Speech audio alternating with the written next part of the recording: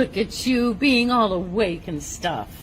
You're reading words, and you probably aren't even stabbing anybody right now. You deserve a coffee, you little ray of sunshine.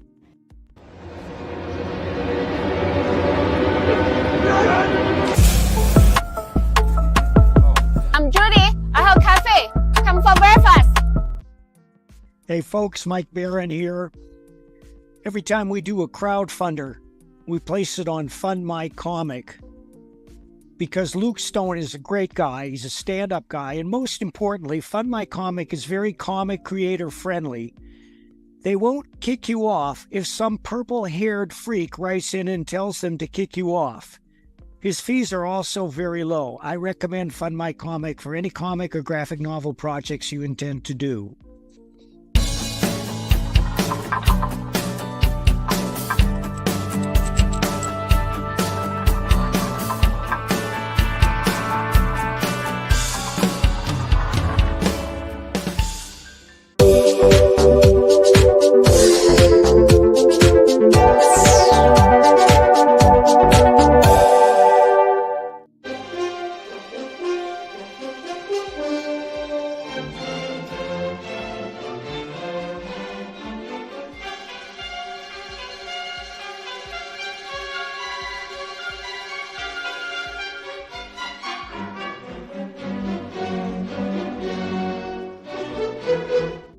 In the middle of the night or early Friday morning, depending upon where you are in the world, a group of experienced comics professionals get together to examine and instruct about the art form that they love.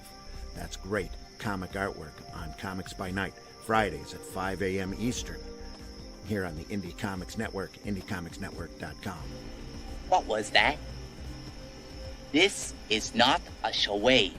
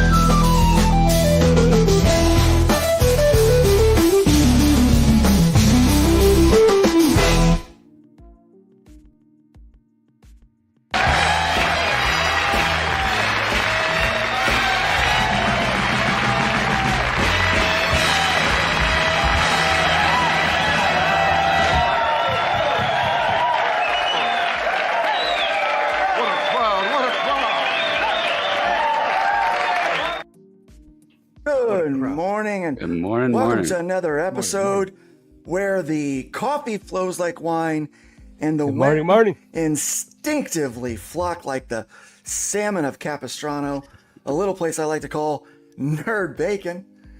We were having a good time already this morning. I've got my Go Juice. Man, you know, the cup's about empty already, unfortunately. It's been an early morning getting some stuff done before we got in here to have some fun and play some games. I got a good show planned for you guys today. Good show. Really good show. Really? Zem, how's it going, man? You doing all right? Hanging in there, man. Doing okay, I think. Surprised it's already Thursday. Right? Where did the week go? Yeah. We got RJ standing in for Glenn this week again. Glenn's Good taking a morning, break good from morning. the old stream and stuff. So Morning. RJ, Joined by Gandalf. oh, there you go, Good RJ. Hey. RJ and I work on a book called Call Sign Orion. That's right. That's right. He is the writer of that book. The editor was we had a little video clip there from Mike Barron, the Name I've wonderful heard Mike of him. Barron, endorsing Fund My Comic. Those Vaguely purple-haired familiar. freaks that he speaks of. Yeah, you know, we're going to talk about that a little bit today. Fund My Comic was built with that in mind. You know, that our first policy is never to take down. It's never to take down. It's to make sure that we have. You know, we do a first initial. Our admins are really good about taking a look at the campaigns to begin with to make sure they're on point. And so we, I think though that we're coming out of that. We got some fun things to talk about today in the news. Oh boy, do we ever! And Yes, also we you got Cooper, T-Bunny in the house. He's filling in for Pedro. Pedro is playing taxi service today for his mom's. So, okay. Yeah, so he's got some responsibilities to take care of today.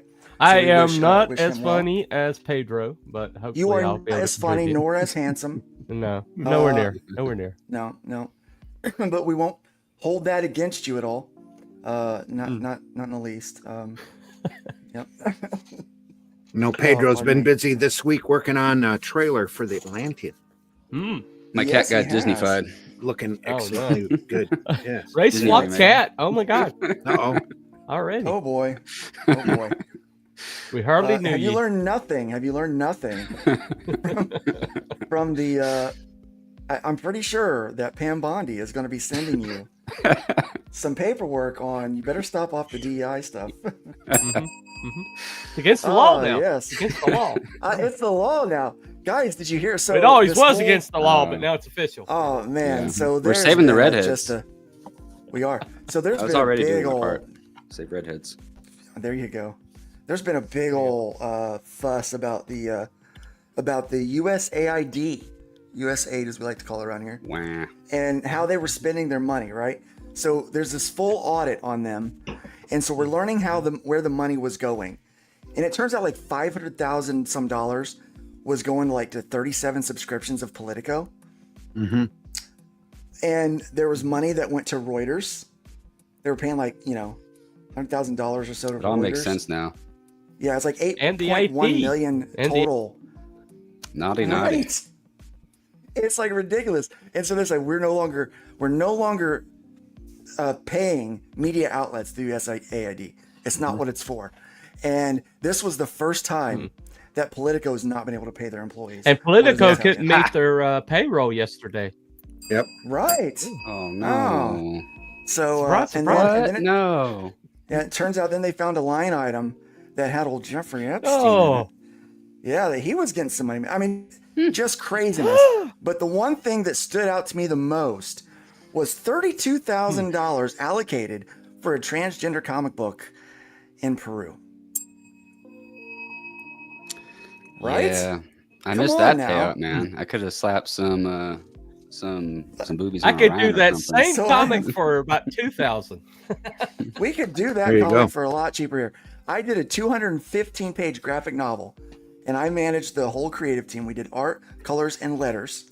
This is not including printing, but we did it for just over $22,000. That was the fee to get the art paid for 215 pages of a graphic novel that broke out into 7 different floppies. So I'm telling you,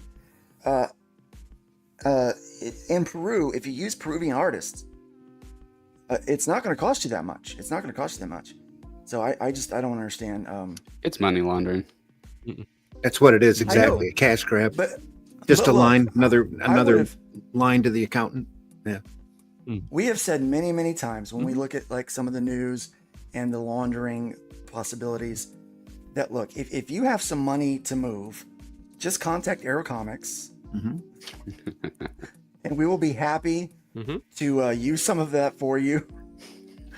I'm joking. We'll make a great book, but we can't guarantee it'll lose money. Yeah, we can't guarantee to lose money.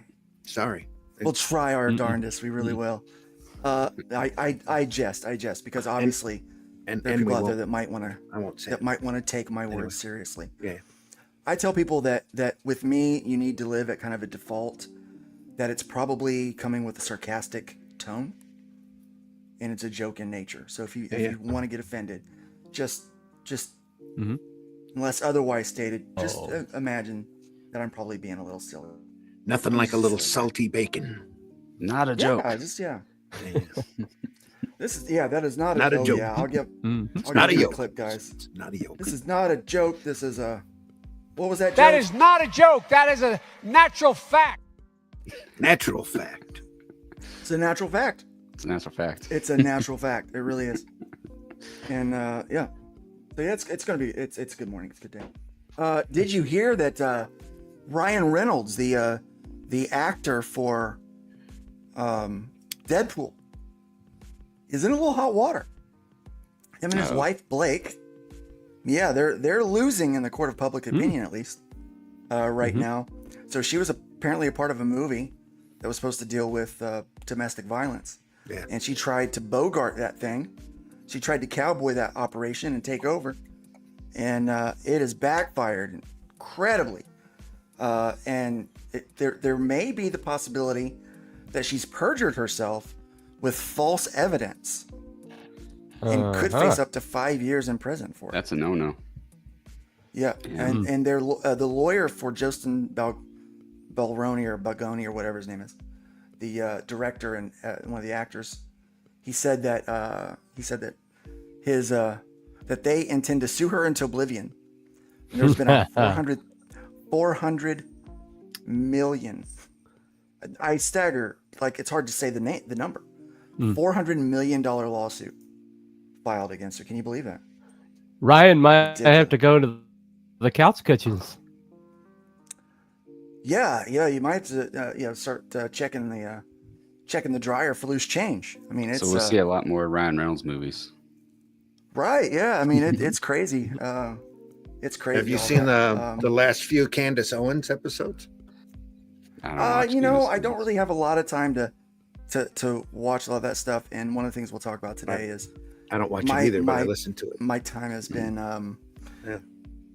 my spare time has been spent reviewing comments and posts that need to be made about our stance against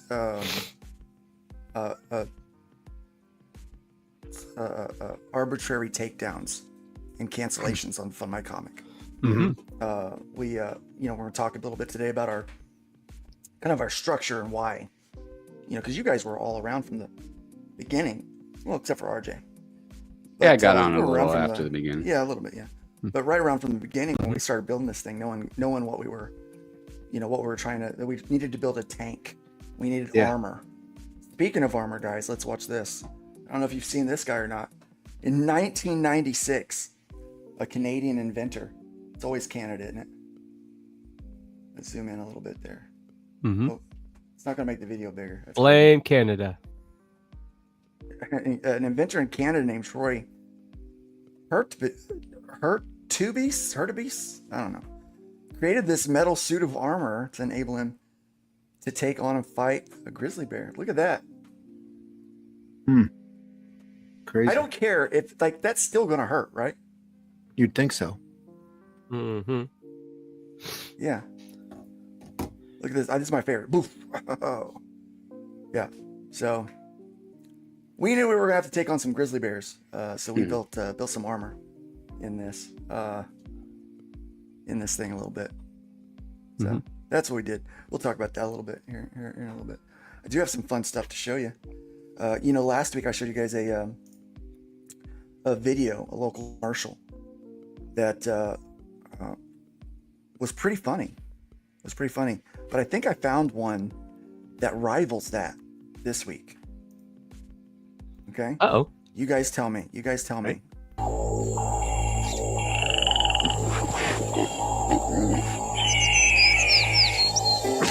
You probably thought this deer was alive, and this coyote was alive, and this pheasant was alive. Nope, they're not. They're dead.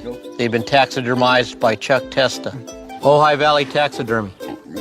I specialize in the most lifelike dead animals anywhere. Period. Look at that antelope driving a car. Nope, it's just Chuck Testa. Oh no, there's a bear in my bed. Nope, Chuck Testa. Hold on a second. There's a leopard feeding on an impala out on my deck. Nope, it's just Chuck Testa with another realistic mount. Shipped to me from anywhere. Call Chuck Testa for the most lifelike dead animals around, period. Did that rhino just order a drink? Nope. Nope. Chuck Testa does not taxidermize pets. Nope. Chuck Testa. Yeah, I love this one. It's pretty good. But he does not taxidermize pets. Does not taxidermize pets. See, I'm looking for one. I'm looking for one for. Doesn't want to stuff your cat. They're not dead yet. They're not dead yet. But They'll if they stuff keep it your up, they rhino. will be. I'm joking. I would never kill one of my pets. I always have to say. So no matter what I say, sarcastic, I always have to say. I have to follow it immediately with. I'm just joking. Just joking. It's just a joke. Relax. I'm not really gonna do that. I'm pretty mild. Yeah, Pedro doesn't bother with that. He says some things that he really should. Yeah, he probably should. Yeah. It's like, ooh. It's like, Pedro, please let us know that was a joke. Are you But into but cannibalism, Pedro? Are you into cannibalism? What in the world? I don't know. But we know that his love for older women is not a joke. We know that for sure. The ladies. It's a natural fact. It's a natural fact. Mm-hmm. I got another video I want to show you guys. So The y'all know elder I used to ladies, be a preacher. the cougars. Y'all know I used to be a preacher, right? Mhm. This I got to unmute this because Mhm, you got to mhm. be able to hear this one. So Oh no. I've never really sounded like a preacher, really. You know, I never really had the bark. I could do the bark, but I don't. But this guy is taking on the announcements for this week. Check this We out. have 30 minutes to clear this arena up. We kindly ask that everyone mingles outside. Outside, not just of this arena, but outside. Not just in the lobby, but outside. Outside, yeah. So if you need to purchase an item, make it quickly because we need to go outside. And we kindly invite every single one of you for our morning Saturday service, Arise with Purpose, from 9 a.m. to 12 p.m. here at the main arena. Doors will open 1 hour before. And then we conclude our National Youth Conference at 5 p.m. with a 15-minute prayer. Doors will again open 1 hour before the service. We have 30 minutes to 30 clear minutes. this arena up. Yeah. Yeah. He's We got- either a we got the preacher or Italian. Oh no, he's Hispanic. He's Hispanic, but he's definitely got. I got to practice. Well, Italians add a lot of O's on there. Gotta work on that. I'm just saying. Yeah, Well, work if he on was that, if he was Canadian, he'd be saying A. there you go. Hey, Hey, hey. hey.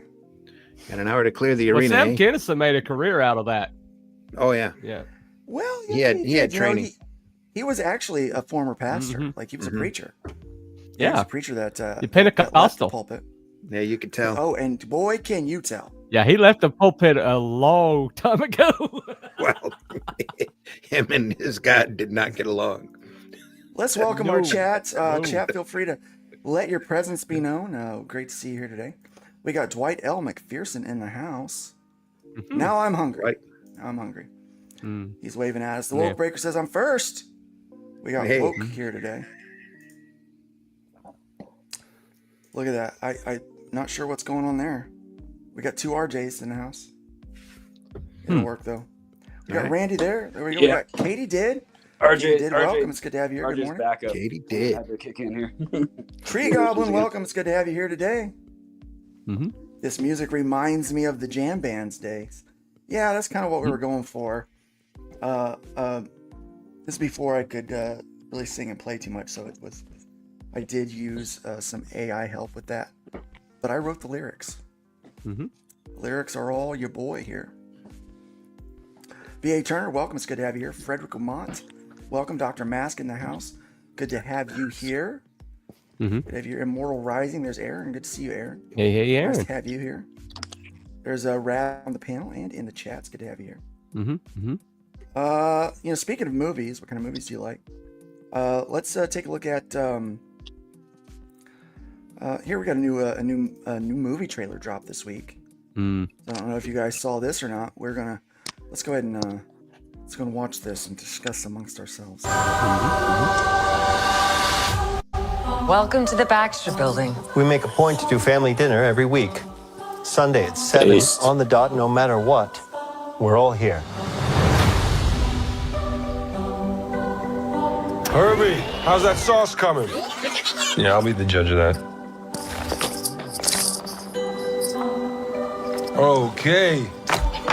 Okay, is this guy good or what? I want to add a couple cloves of garlic. Not because it's not delicious, I just want to add a little bit of zip, okay? T-5. Before we went up the first time, you couldn't turn invisible. Ben wasn't a rock. The best pilot in the world right here. Yeah. Best looking, he means. And Johnny never caught fire. Ben has always been a rock. Johnny is Johnny. Hi. And I am right here. Whatever life throws at us, we'll face it together.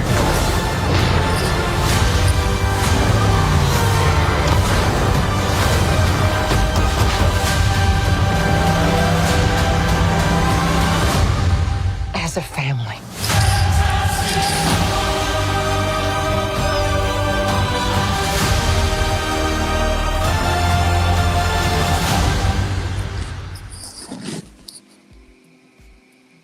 To the family. I think it looks pretty good.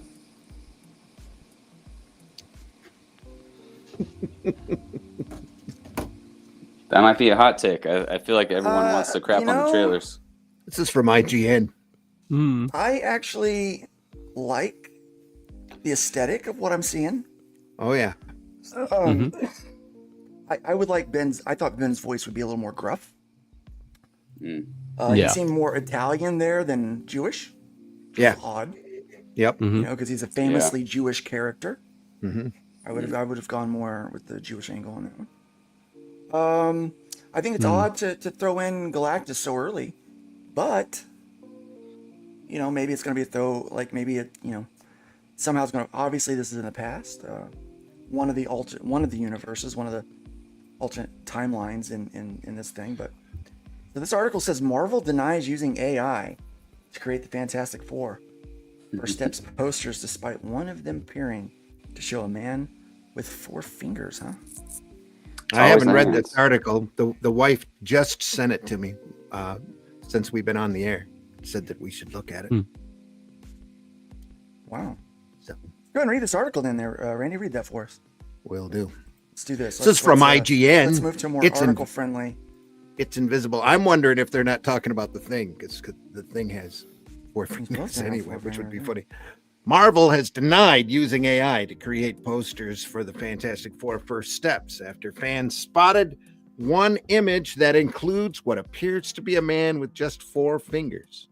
Marketing the Fantastic Four First Steps kicked off this week with a teaser for its debut trailer, as well as a series of posters published to social media. One of the posters below raised eyebrows after fans noticed the man holding the largest Fantastic Four flag on the left appears to be missing a finger. Oh, Oops. I see that right away. Yeah, that looks a little AI there. Yeah, that looks a little AI there. Yep. Yeah. Yeah, let's Photoshop a finger on there if we can. Let's. How lazy. I mean, they're a studio. They have all these artists working for them. Like, AI is something like I would do because lack of time and resources, Yeah, because it's if I were like making you a by thumbnail yourself, for right? a YouTube stream, even then I wouldn't include it in my something I'm actually selling to people. Yeah. I think In a most world of where us use Alex AI for Ross thumbnails, exists, yeah. why didn't you just get him? Right. Yeah, because it's easier to AI looks something sus. and ask it to be in the style of Alex Ross. That looks Yeah. sus, but Bunny, Right. Bunny, who are you AI? I'm sure is in No, some AI. I am not. Okay, just checking. But because I'm not there's AI. intelligence involved, and that's not me. That's not my style. Yeah. There you go. Hey, welcome, Levi Skeen. It's that? nice to have you in the house. That Woke lady Breaker in front's says, holding an old feel like thing brownie looks camera. good, but also off. Like Gumby or stop Yeah. motion-ish. Yeah. Pedro's got to go. Yeah. Pedro got to go. On top of The that, trailer fans did have its called job. out various aspects of the poster they believe suggest the use of generative AI in its creation, such as duplicated faces not looking in the correct direction, and odd-sized limbs. So, Yeah, I can give you that. Yeah, I guess I can give you that. But I'll be honest with you. I duplicate faces a lot. Mm-hmm. yeah. When I'm drawing background, I draw a lot of the. It's like, okay, it's I again. Like Yeah. that old brownie camera there, though. That's pretty hot. Yeah. That is nice. Yeah. Sets the I mean, stage. yeah. I don't know. Let's start with the four-fingered man. Some suggest his missing finger is hiding neatly behind the flagpole, though based on the size of the fingers, the size of the pole, and the angle of the missing finger would need to be set at. That seems improbable. Others have suggested this is simply a poorly put together poster, which is perhaps more a critique of someone's Photoshop skills than it is of AI. Very possible. I just thought of South Park. It's a perfectly average finger, you know. It's angle plus y'all. Somebody has a lot of time on their hands to catch that, by the way. Yeah. But that's the internet. You have to be Yeah, looking for it to you catch learn- it, really. Yeah. Yeah, you learn that there's people with a lot of time on their hands. The sand here isn't exactly right either. Look at how that pole's going through. Yeah. That's what she said. It's not exactly There's right. a lot of little hinky things going on here. Yeah. Look at the hand holding the camera. I think that's off. Here, that's a thumb. brownie here or here? Yeah, that's a thumb right there. That's a With a thumb, and- piece of graffiti in front of it. Okay. That one there is correct. And the Yeah. sleeve going down around the hand. Which isn't very common for that era, but I had to look Yeah. at this hand back in the crowd twice. I thought maybe it was a flipped bird for a second. Anyway. gotta flip him the bird. Yeah. Yeah. Okay. Speaking That's of an which, index if you want to flip finger. Yeah. Speaking of which, if you'd like to flip us the bird today, super chats, people backing projects that we're promoting or new memberships will cause us to make the birdie dance. And just so you know what that looks like, let me show you what flipping the bird to the panel looks like. Awesome.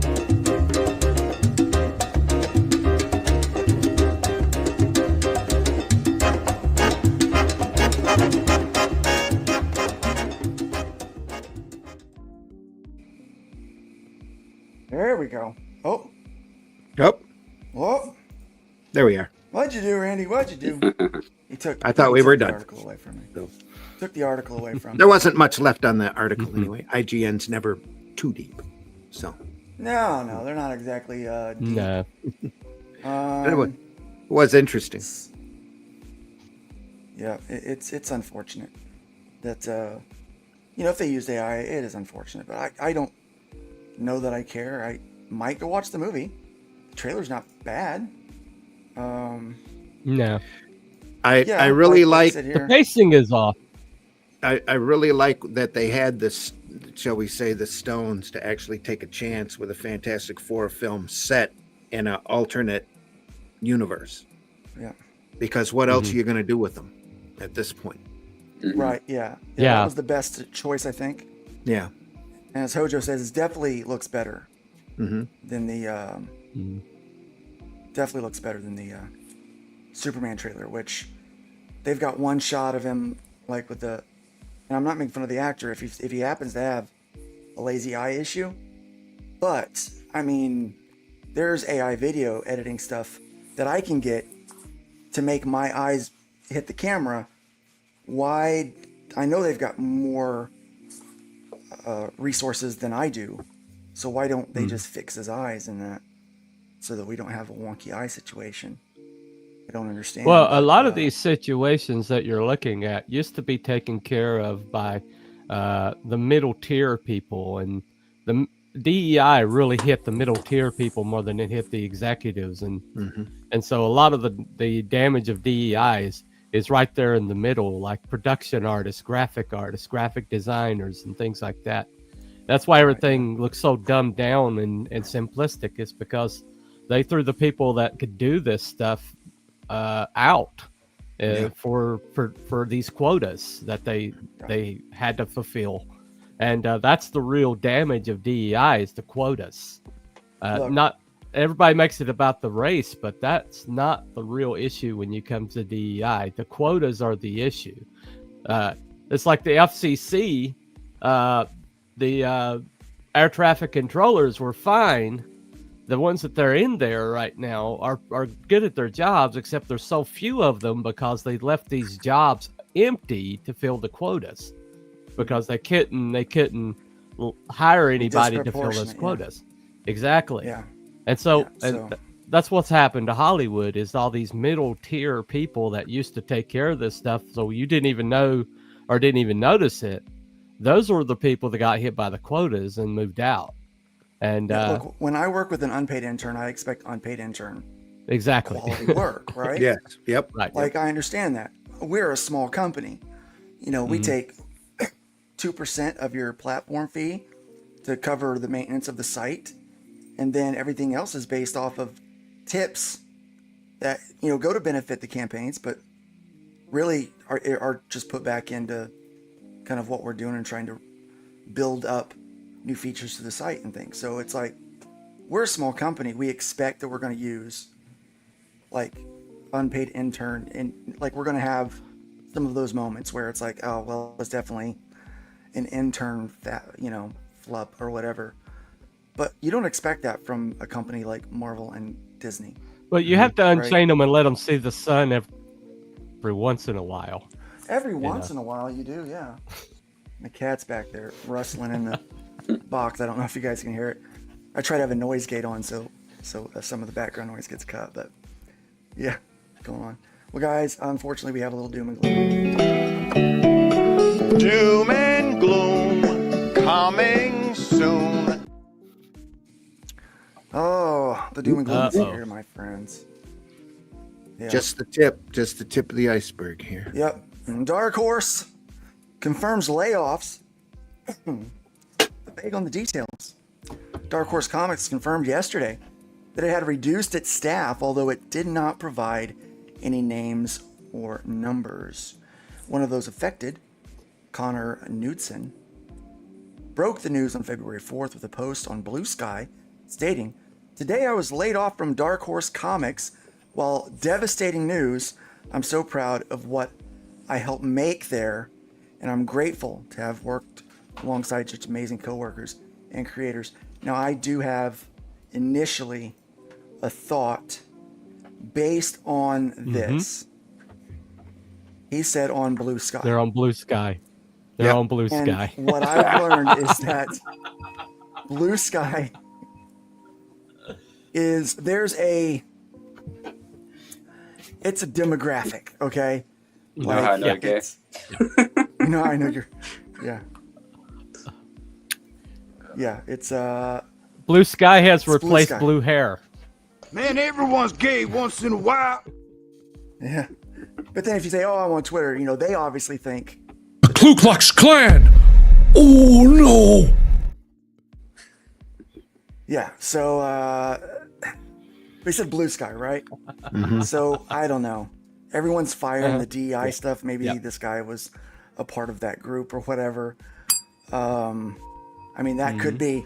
The only reason why I thought that was because I posted on Blue Sky, right? And I'm like, oh, if you just said, oh, I posted on Instagram, I'd be like, oh man, they must be going through some financial crap right now, right?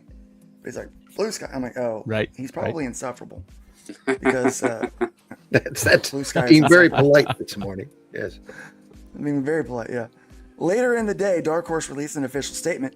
On February 3rd, Dark Horse made the difficult but necessary decision to reduce staff. Oops. After experiencing a period of significant growth, we find ourselves needing to take steps in response to increasing overhead, changing market conditions, and external economic factors.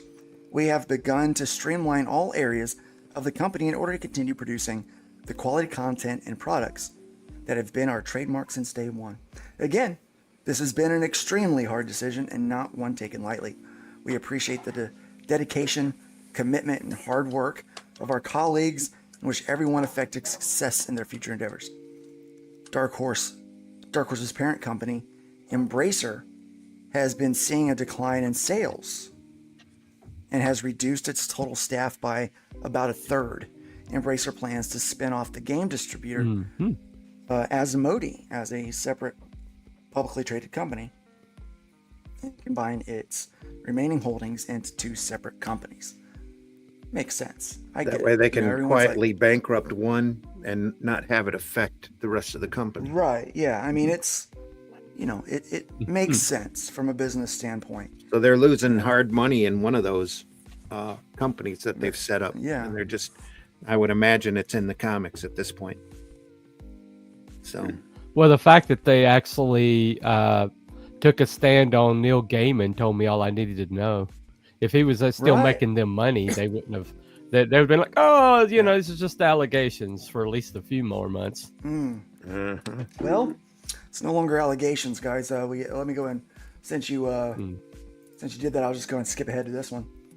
You segued for me.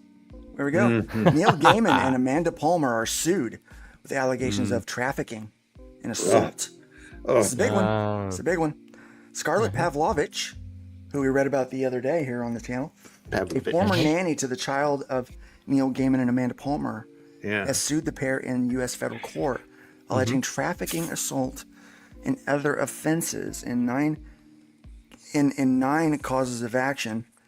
The suit alleges that the pair trafficked her and coerced her to perform sexual services and unpaid labor, that Gaiman assaulted and battered her and caused intentional emotional distress, and that Palmer was negligent in not informing her of the risk Gaiman presented or represented.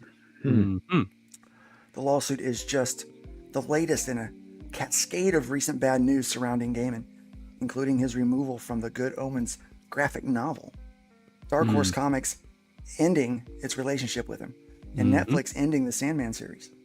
Big stuff. The most recent round of project cancellations followed the publication of an in-depth article by Vulture alleging sexual assault and other misconduct, which Gaiman denied. Pavlovich detailed allegations, including in the lawsuit both to Vulture and to Tortoise. Tortoise Media podcast last Tortoise. summer. Yeah. Tortoise. Tortoise. That might be spelt wrong. Tutu. I'm Yeah, not it sure. probably is. Editors. Yep. You know how it is. Kicked off the furor surrounding.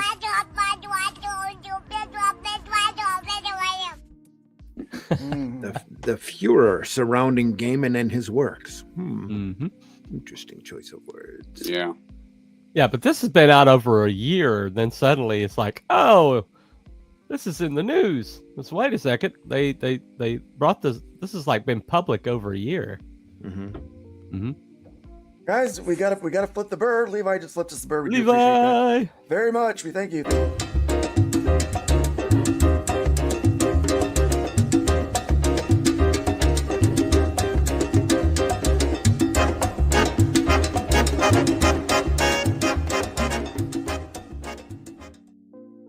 We'll get into the huge nothing burger that is the Angry Koala here shortly. Yeah, I can't believe that it's even matter worth discussing at this point, to be honest with you. But lo and behold, here we are. Oh my gosh. It is a good opportunity for us to talk about the the policies that we put in place here from the very beginning. Yes. But yeah, so we'll discuss that. Most recent round, Tortoise Media podcast last summer, which kicked off the furor surrounding Gaiman and his work. Yep, that happened. Also, Diamond Alliance creditors file reclamation demands. Ooh. Oh no. If anybody that reads his stuff knows him. Yeah, it's pretty sure. Yeah, it's pretty clear what he is. You knew who he was. Mm-hmm. But yeah, this is a tough one for Diamond. Diamond's having a rough go here. I am never gonna financially recover from this. Never. I don't know if they're ever gonna financially recover from this mess. It's ridiculous. Yeah.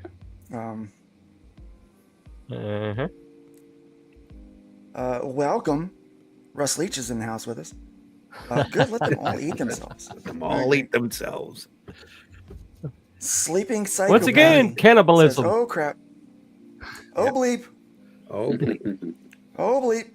Welcome, student of God. Nice to have you here in the chat today with us. Befuddled Jack. A few trades. I love that. Talking about that movie. Made this thing good no name. go for him. That is a really good name. I like it. I like it. They're definitely. I like it. It's Befuddled Look, Jack, the only like reason I'm Simple going to Jack say and is Tropic Thunder. Zendaya's not in it. Oh, welcome, Ken B. Welcome. Good to have you here today. All right, let's get into this article. 2 creditors affected by the Chapter 11 filing of Diamond Comics distributors, the Pokemon Company International, and Fright Rags Inc. Fright Rags. That's a fun one. Have filed reclamation claims for inventory delivered within 45 days of the Diamond Chapter 11 filing. A long-shot attempt to force the return of the goods, most of which are likely sold. The reclamation claims can also be overridden by liens on the inventory by Diamond's bank, with some exceptions. Yep. The 2 claims are for vastly different amounts of inventory. TCPI submitted a claim showing over $531,000 in inventory delivered to Alliance Games distributor, dozens of shipments in the 45 days prior to filing, while Fright Rags claims showing delivery of 33 cases of Terminator 1984 PX trading cards on December 17th. TCPI was on Diamond's list of its largest creditors, owed $280,375. It's a lot of money. It's a lot of freaking money. It's a lot of dough. Yeah, so the plot continues to thicken, and we will see what happens on the other side of this thing. Oh, they just know if they don't file papers now, they're going to end up with a dime on the dollar once it's all settled, and they don't want that. Nobody wants that. Yeah. Nobody wants that. Nobody wants that. Here's another one, guys. Check this out. IDW auditors remove going concerns opinion. Related to the Diamond Chapter 11. IDW has filed an amended annual report with its auditors going, I believe that, going concern?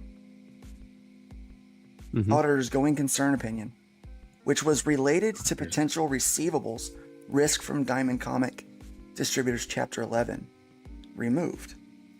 Auditors are required to disclose whether the company has a significant risk of being unable to continue as a going concern for 1 year after the date the financial statements are issued.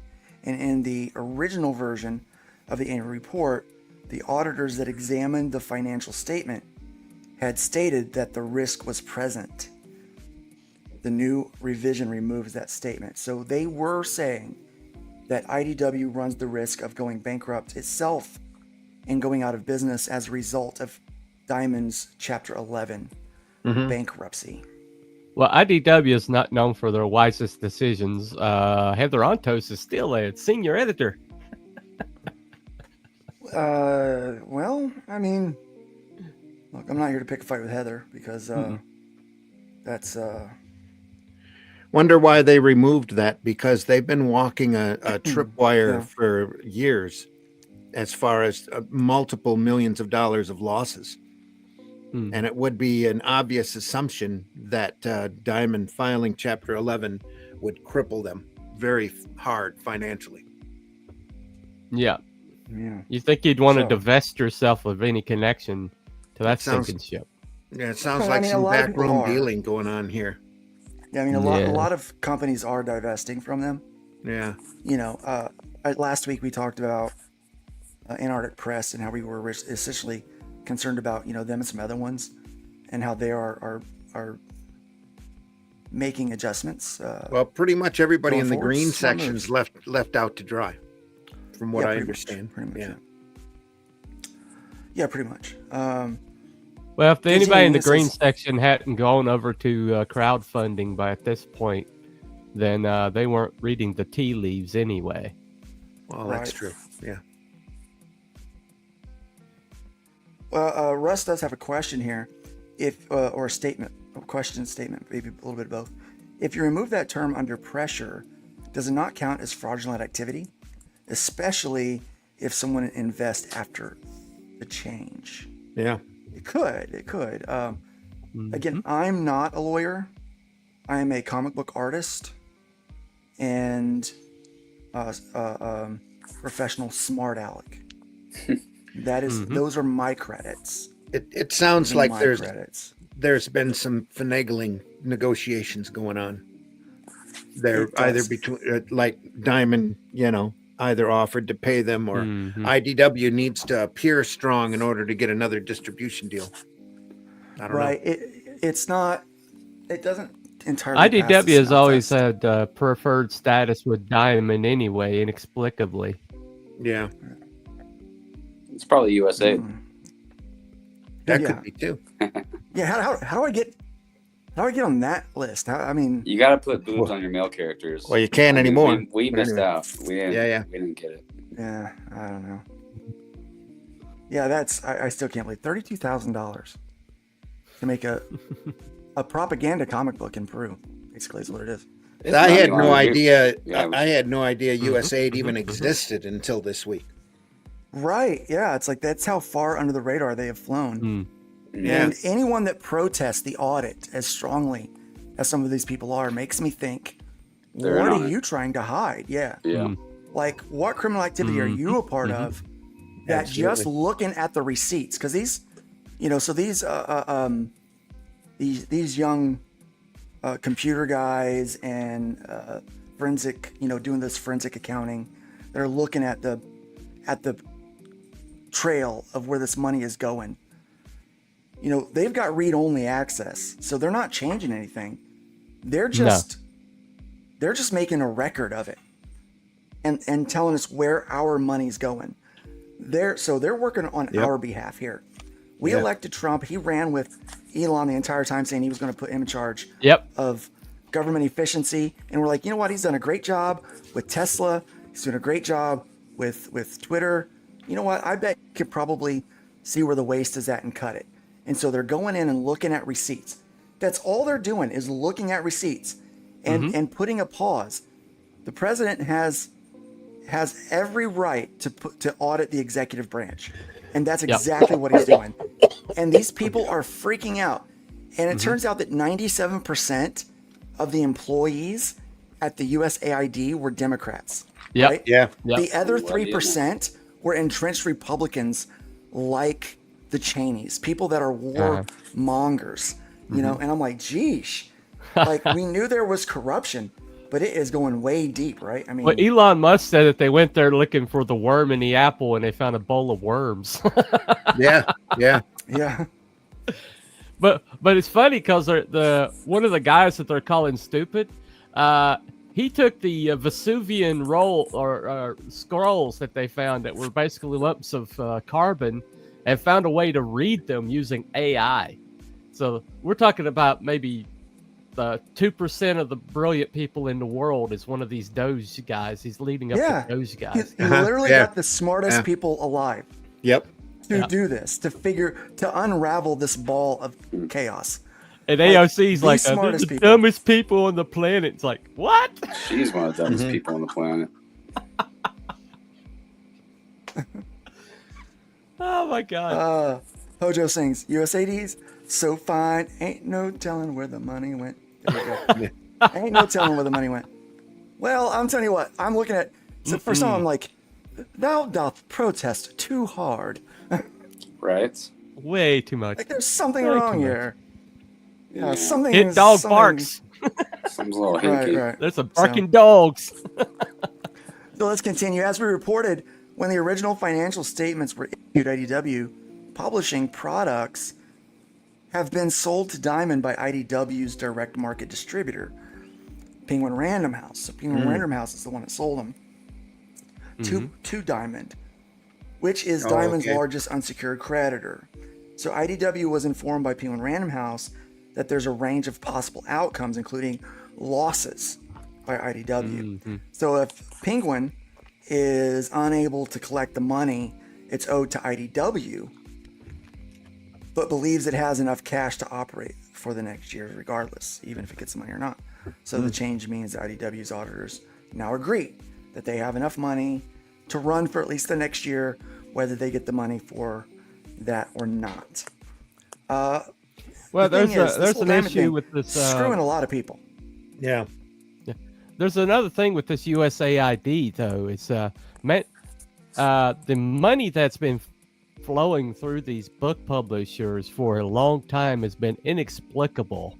You'll see somebody retire from politics and get a book deal in the hundreds of millions or something like that, like the Obamas did, and then their books never sell, and so it's like, why are you getting this money from these publishing houses? Well, and what's keeping the publishing houses up that are just throwing this money around?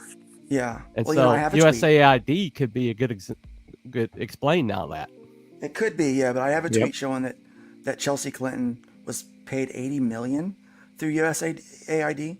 So basically, they would give money to an organization, and that organization would then write a check to someone.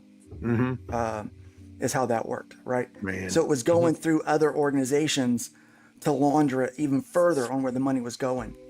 And I mean, it's just a real big ball of mess. And yeah, so there's no telling how a company that continuously shows losses like IDW is actually able to make money, right? True. Yeah. Yeah. So yeah, it's crazy. And then to find out all these media companies that have been really providing propaganda pieces are paid by these Democrats. And Hojo mentioned NPR. Isn't there like CEO from or someone up top at NPR right now is from the CIA? Yeah, like it's in her like resume. Like it's great when you dig into it. Yeah, they found funding going all the way to the BBC. I'm finishing the last page. I'm finishing the last page of a graphic novel right now from a writer named Henry Brown, who has begun promoting this book he's worked on. You know, so he's doing the coloring and lettering, and I was pleased to be able to do the art. When it started out, like, you know, I read the script and it, you know, very right wing, you know, conspiracy theorist. You know, I could tell the guy's Republican. He said, are you gonna have a problem with working on the book? And I'm like, no, you're gonna pay me, right? Like that's, you know, I'm a capitalist. I'm like, I'm gonna work on the work. I mean, that's what I do. Yeah. And you know, I got bills to pay. So he's like, yeah, and he's been a great client to work with. You know, I had one of the colorists for the covers contacted me and said, hey, is he legit? Like, does he pay? And I'm like, yeah, he does. He pays fast and he pays well, and wonderfully organized individual. I can't speak more highly of the working relationship with the guy. I can't say really much anything outside of that. Seems like a very nice guy. But in the book, you know, it talks a lot about kind of the corruption is in our government, and kind of like this alternate verse, you know, that parallels ours but isn't exact ours. And in there, you know, as he's talking about some of this, like what's fiction in the book, as all of this is uncovering with Doge, I'm like, less and less of it is fiction. Yeah. I'm like, man, I don't know. It's like, it's almost like Elon is going to spoil the book for everyone. Oh boy. Well, I wrote. No, he's showing it off. I'm working on a script right now, and I wrote it like 2 months ago, or at least I came up with the concept 2 months ago about like a organizations buried deep within our government's red tape that were basically funding that were essentially going to take over the planet. And so, whoops. 8 million a year for Politico. I couldn't believe it. Mm-hmm. Yeah, I could not fathom that was the case. So I don't know how IDW is doing it. I don't know how they're able to. I mean, we've looked at their losses here. Because this is what we report on is the comic book industry. Mm-hmm. We've looked at their losses quarter over quarter. I just can't believe. Befuddling. Yeah, I mean, I'm my flabber is fully gasted. Yep. Something Totally weird's gas- happening there. Yeah. Yeah, I'm completely at a loss. I don't understand it at all. Mm-hmm. Completely at a loss. So, But you I was already thinking said that there must be money laundering. Must be. You've There has to always be been some saying kind. that's been a money laundering somewhere. Some sort Well, of I mean, finagling yeah. going on. There's somebody with deep enough pockets. You to thought be it was able for to the lose mob, though. millions. Yeah. well, I mean, I'm a conspiracy. Conjecture. Well, I mob, write about government, conspiracy tomato, theories, tomato. so- right. I write about conspiracy theories. You know this, Bunny. So I have a tendency to. Oh yeah.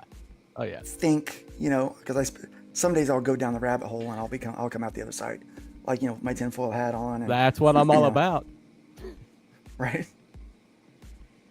Yeah, it's crazy, So, but this is different, man. This is weird. Like, clearly there's something up. Like, how are you not going to get paid for your product you sold and still going to be? I mean, especially on top of the losses. Like their accounts their coffers must be super full. Which, we have been the topic of a lot of people's streams as of late and their discussions. Wow. Uh-oh. With Fund My Comic and things like that. It's really crazy. It's nice. I don't know, getting the attention, I suppose. Well, I tell you what, I woke up this morning, we had 5 new campaigns that had submitted for review. And yesterday I woke up and there were 5 or 6 new campaigns that had submitted for review. And so it's been, it's done well to, kind of shine a light on what we do. And so when we started out doing Fund My Comic, it was, like we've said before, it was intended for myself and myself only, because I didn't want to get canceled. So I wanted to make sure that there was not going to be a way in which someone could, deplatform me. Because we saw a lot of conservative people getting that done. We saw the debanking taking place, which yesterday there was a hearing in the House over the debanking of conservative and Christian voices. And so I think that's going to come to an end. It's not something that I think we're going to have to be concerned about anymore, which I'm thankful for. Then, but we kind of thought about, that as far as payment processing and all that stuff. And actually, here in the panel today, Bunny, you were there from the very beginning, one of the early guys. You and then Ray Haylock, the web developer for that Umbrella guy, Tug, said, Luke, you got something here. You should share this with everybody. Everyone's going to need this lifeboat because people are going to get taken down and they're going to need a place to go. Right. So we initially, and I didn't want to do it because I knew that we were going to have to defend our stance on why we would take things down or not. Okay. So this week there was some argument over there's a feud between 2 creators, John Delarose, who we've had on the channel before, and a guy named Liam Gray. So they've been feuding for years, and I have really no part of it. One time Liam Gray added me to some group chat that he had, and it turned out it was just kind of a big echo chamber kind of thing, and I don't engage or participate in most of the group chats I get added to.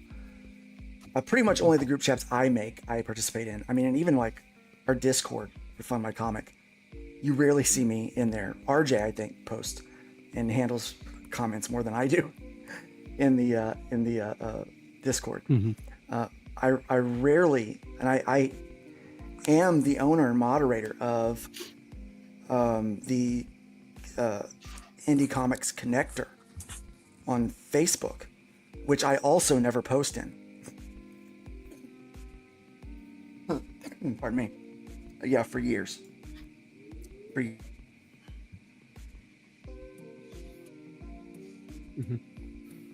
Pardon me, I had a tickle there. Oh, yeah, I mean, it's been 4 years, right? Yeah. And so, Well, I don't know if you remember this, but the reason that we first started talking about making our own was the fact that JDA got canceled off of Indiegogo by the aforementioned. Yeah. right. over a Yeah, conflict. that's right. That was one And, of the that was one of the mentions. Yeah. So I've had a lot of controversial Yes. people on the site. That was like so far. everybody's like, well, this is the beginning of it, and suddenly people started getting shadow banned, and Yeah. we're like, we need an alternative. We need it now. Yeah. So Funny, it's how it yeah, came so- full circle. Yeah, so we've had a lot of controversial people come use the site, right? Mike Barron put up some of his work that people felt was controversial, and we defended it. Cecil's up there right Private now American. with his work with Cash Grab. He was deplatformed from everywhere else, and we had requests to take him Yep. down, and they weren't valid requests. It was just, and I mean, I remember as No. soon as JDA posted something, I got an email from someone saying that he was going to get me sued or things like that. Yep. And, which was, I'm like, well, we do have a terms of service. I don't know if you're familiar with that, but, so during the building of this, we took all of that in consideration, and we spent months going over terms of service and legal paperwork and going back and forth with the lawyers. Actually, I had 2 different lawyers working on it with me down in Florida. And so we got all of that taken care of. And then since then, when I've moved to Indiana, now I have a new lawyer here that is now, he's abreast of the entire situation. And he's actually had to send off some C&Ds for me, some official C&Ds that we filed. Right. Right. So we have been litigious in some things when it comes to protecting our brand. Yeah. So we've actually had to do that, right? We, so that's the kind of thing. But I started thinking about these feuds. This feud, and I eventually it was going to spill over. Now, really, I think early on the big concern was, getting canceled because of SJWs, right, or blue hairs, Right. purple hairs, or whatever you call them. That was where the cancellation was going to come from. But we did know that eventually it would be because of feuding creators that have learned from kind of this new cancel culture thing that has happened over the last decade or so, that you can get someone taken down. Like, oh, look, I don't have to just get people to disagree with them. I can destroy their livelihood. And that's really what Fund My Comic was built to protect, was someone's livelihood based on, just kind of those kind of arguments. And so we really started to build our platform around that. And with that in mind, and knowing that was going to be the case, Now, I remember thinking about some of these feuds, like, Stan Lee, Jack Kirby, and Steve Ditko. Some of the, responsible for the superhero genre's really intense growth, right? Well, before that, let me answer the Sleeping Psychopath's question. No, we've never had to take anyone down. We've never had to take anyone down. We have a approval process that they have to go through. We have disapproved campaigns multiple times until they've complied with terms of service and what we consider to be campaign readiness or marketplace readiness, right? Yeah. So we have an expectation of what the campaign should look like. It has to be well thought out, well communicated, and there can't be any nudity. That's one of the things that we had to make sure that we had in place, so that our partners like Stripe and our developers wouldn't be concerned with potential litigations or anything like that, because that affects the banks and money. Really, the big thing we were looking at was being debanked. You know, we didn't want that to happen. And so we do understand that by not complying with some of these takedowns, that takedown requests that, and I'll get into the takedown request in much further detail here momentarily. So if that's why you've showed up today, rest assured, I will discuss that. You'll hear from the horse's mouth. You can clip this, you can EFAP this, and you can hear it directly from us. This is the biggest nothing burger in the world, Randy. I mean, it is a nothing of all nothings at this point. Nothing like a never-ending story. This was resolved. This was resolved in middle of January. And, you know, 3 weeks ago. You know, like 16 days ago, I think. Maybe like a little over 2 weeks. A little over 2 weeks ago. All that's left is just the butt hurt. Really, just butt really, that's what it comes down to. You won't do what they want. Really, it does. It comes down to that, right? So, but I was thinking about these feuds. So that answers your question. I hope that gives the you Beavis and Butthurt. It does. Yeah. The Beavis and Butthurt. Yep. Thank you, Katie. I do appreciate that. And in a little bit, I'm gonna pop the link out there. So if anybody wants to come in and be respectful and discuss, like maybe you have a question, we're happy to talk about it. Because what's really great is being able to show off the work that we did initially for this company to handle this stuff, and also the volunteers and interns that we have working behind the scenes to help. Because I work. I mean, I'm busy drawing and doing people's commissions. Like that's what I'm doing. So even just having to be on social media for a few hours takes away from that, you know. And so I have people that help me out with social media.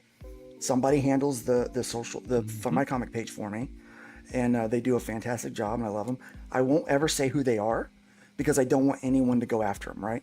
And that's why I don't talk about a lot of who our admins are, because I just come after me. I'm the guy.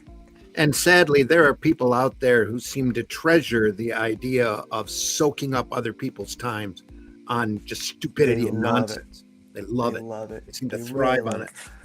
It's what we would always refer to as crabs in the bucket. Yep. You know, it really is a crab bucket mentality. It's their dirty magazine to whack off to. Yeah. I'm a crab. They changed me to a crab. We're all crabs. Yep. Yeah, it really is. I mean, that, you know, it can be very. Katie says, I like the fact that you don't take high percentage of fees from the creator, unlike Indiegogo and Kickstarter. Thank you. Yeah. And I'm actually looking at a promotion that for the summer we might be able to drop it down. Is voluntary. Yeah. You were saying, Luke, you were looking at a promotion over the summer to do what? To lower the platform fee to 1% over the summer. Yeah. Yep. Like we're thinking, man, can we save? You know, can we do our part to battle inflation? Mm-hmm. You know, like we've already lowered it to 1%, 2% compared to, but I think that maybe for a couple of months we can lower it down to 1%, because people are being really cool with tips and they're helping us out, so it's offsetting the cost. So, if you know, and for the most part, Fund My Comic does handle its month-to-month cost, which is pretty exorbitant to manage a site of this caliber. So it is quite a bit. Probably a lot more than people suspect. It's a lot more than people suspect. Yeah. Sleeping says, I came from LawTube, so this stuff surrounding free speech that I don't like, it's just like it's just really interesting to me. Yeah. There's no such thing as hate speech, just speech you hate. Yep. Right. True. Yeah. So, but I was thinking, you know, when these guys disagreed back, I mean, they still work together. I mean, at one point, Stan and Steve were only communicating through postcard. Like they wouldn't even speak to each other. Yeah. Like they were making these awesome books while in a full feud, right? And I wonder what it would have been like. We're talking things like Spider-Man. Well, you do your research and you go back and look at comics history in general. These guys in the business were literal workhorses. They were working for a paycheck at the end of every assignment. is what it is. And they were living pretty much from assignment to assignment, and they were hitting an incredible volume of work and creativity in a very short period of time. And it's just amazing the amount that came out of these companies in general of just crazy imaginative stuff. Right. Yeah. And So yeah, you got when Stan took it and took Marvel, which was part of Stan's genius, and went on the road as like a carnival barker, and added the pop art era and tried to mainstream comics in general into an older audience. Things really started getting contentious because there was money being thrown around. Right.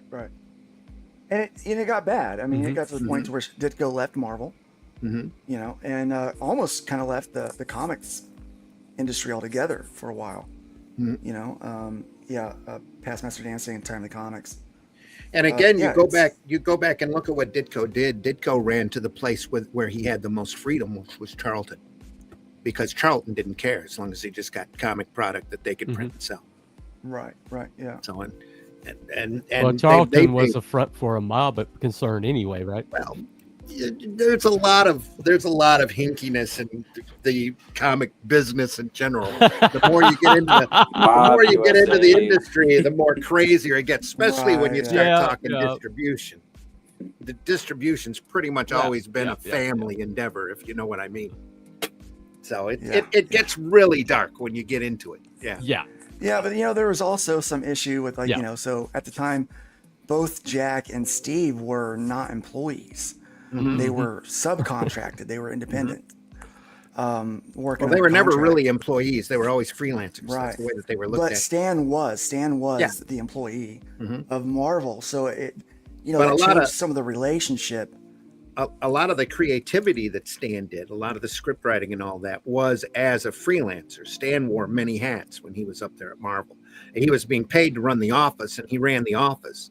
But then after hours, he'd whip out that legal pad. That's why you came up with the Marvel method, where he just sat there and put words onto every panel, and then paid himself as a freelancer. So there's a famous quote out there that said, whenever his wife wanted a coat, he'd just write a couple extra books. If it was time for a new car, he'd just write a couple extra books. You know? Yeah. Who'd have thunk it, huh? That's the way. Well, when your uncle owns the company, pretty much do what you want. That you can do. Yeah, you can do what you want. It is what it is there, right? So, So anyway, there. I wonder what would have been like if our current cancel culture would have been in place back then, and what that would have looked like, and if they had the internet. You know, I think things would have looked very, vastly different. In history than what they do now. But you kind of did though with the Comic Code Authority. They were kind of the Karens of the day. When you get into it. Oh, they were. And it's just that they changed their attitude. Their attitude evolved over years when they came to realize how badly outdated the code was. And again, we're talking about all of these dark manipulations. A lot of the reason the code existed wasn't to protect comics from kids, but to protect those spiral racks and to get certain titles that were selling millions of copies of comics at the time off of their racks and out of business. Yeah. Now we have, I want to clarify, we have had campaigns that came on to the platform that attempted, one was tarot cards. They want to do tarot cards and put it under our cards category, but they were using trademarked comic book logos and characters on the tarot cards, and we said no, can't do it, right? Because that breaks that breaks the law. So we've done that. We've also been pretty harsh on the use of AI for the comic books. If we know there's AI, there was someone that was doing a massive card game that was using AI elements, and they were photo bashing AI elements. And technically, there is nothing wrong with photo bashing. Even though, he did art for game development. That's what these concept artists do, right? That's how all these video games are made, based off that kind of concept art. So I'm very familiar with the act of it and the process of it. I just don't care for it. It's not my thing, right? I think comic books should be hand drawn. You can do them digitally or traditionally, I don't care. but I feel like a person needs to be behind the art and needs to be behind the story and what's going on, right? Now, we don't police the content of the book either. Like, that's something that we only police the front-facing side of it. That's why we have the process of approval, and we also have it built into the system that if you change the details section of the campaign, it's automatically, the link is broken and it's put back into edit mode, and you have to resubmit that for review so that we can put it back up, because we have to verify your changes. So that you can't just go around adding things to the campaign that weren't there when our people originally set eyes on it, you know? So that's the way that we are able to make this claim that, look, we want to build our pillars on three things here. Creative freedom, fierce independence. We want you to be fiercely independent of your own work. And there's something we'll talk about here in a second that goes into that. And then we want to establish trust. In order to establish trust, there's a few things that we have to do with that. And one of those is knowing that we're never going to pull your campaigns down arbitrarily. Like, that won't happen. We won't do that. That's not our default, because we're going to review it for the curated part of the site. So we're going to make sure that we've done our due diligence before we put it up. And part of that is we actually even check your relationship, like the connection with Stripe. So one of the things for fierce independence, here's what we do. No, I'm getting ahead of myself. So we curate those things. We curate the campaigns, and we actually had, so the campaign in question, let's just go to it, is John Delarose's. So John is I'll say I've had a lot of private interactions with John. They've all been very professional, and I've had no issues with the private interactions I've had with him. I'm aware that he's very bombastic and antagonistic online. So he creates a large number of people that absolutely hate him and want to come after him for probably more so his online antics than what is actually in the content of his books, right?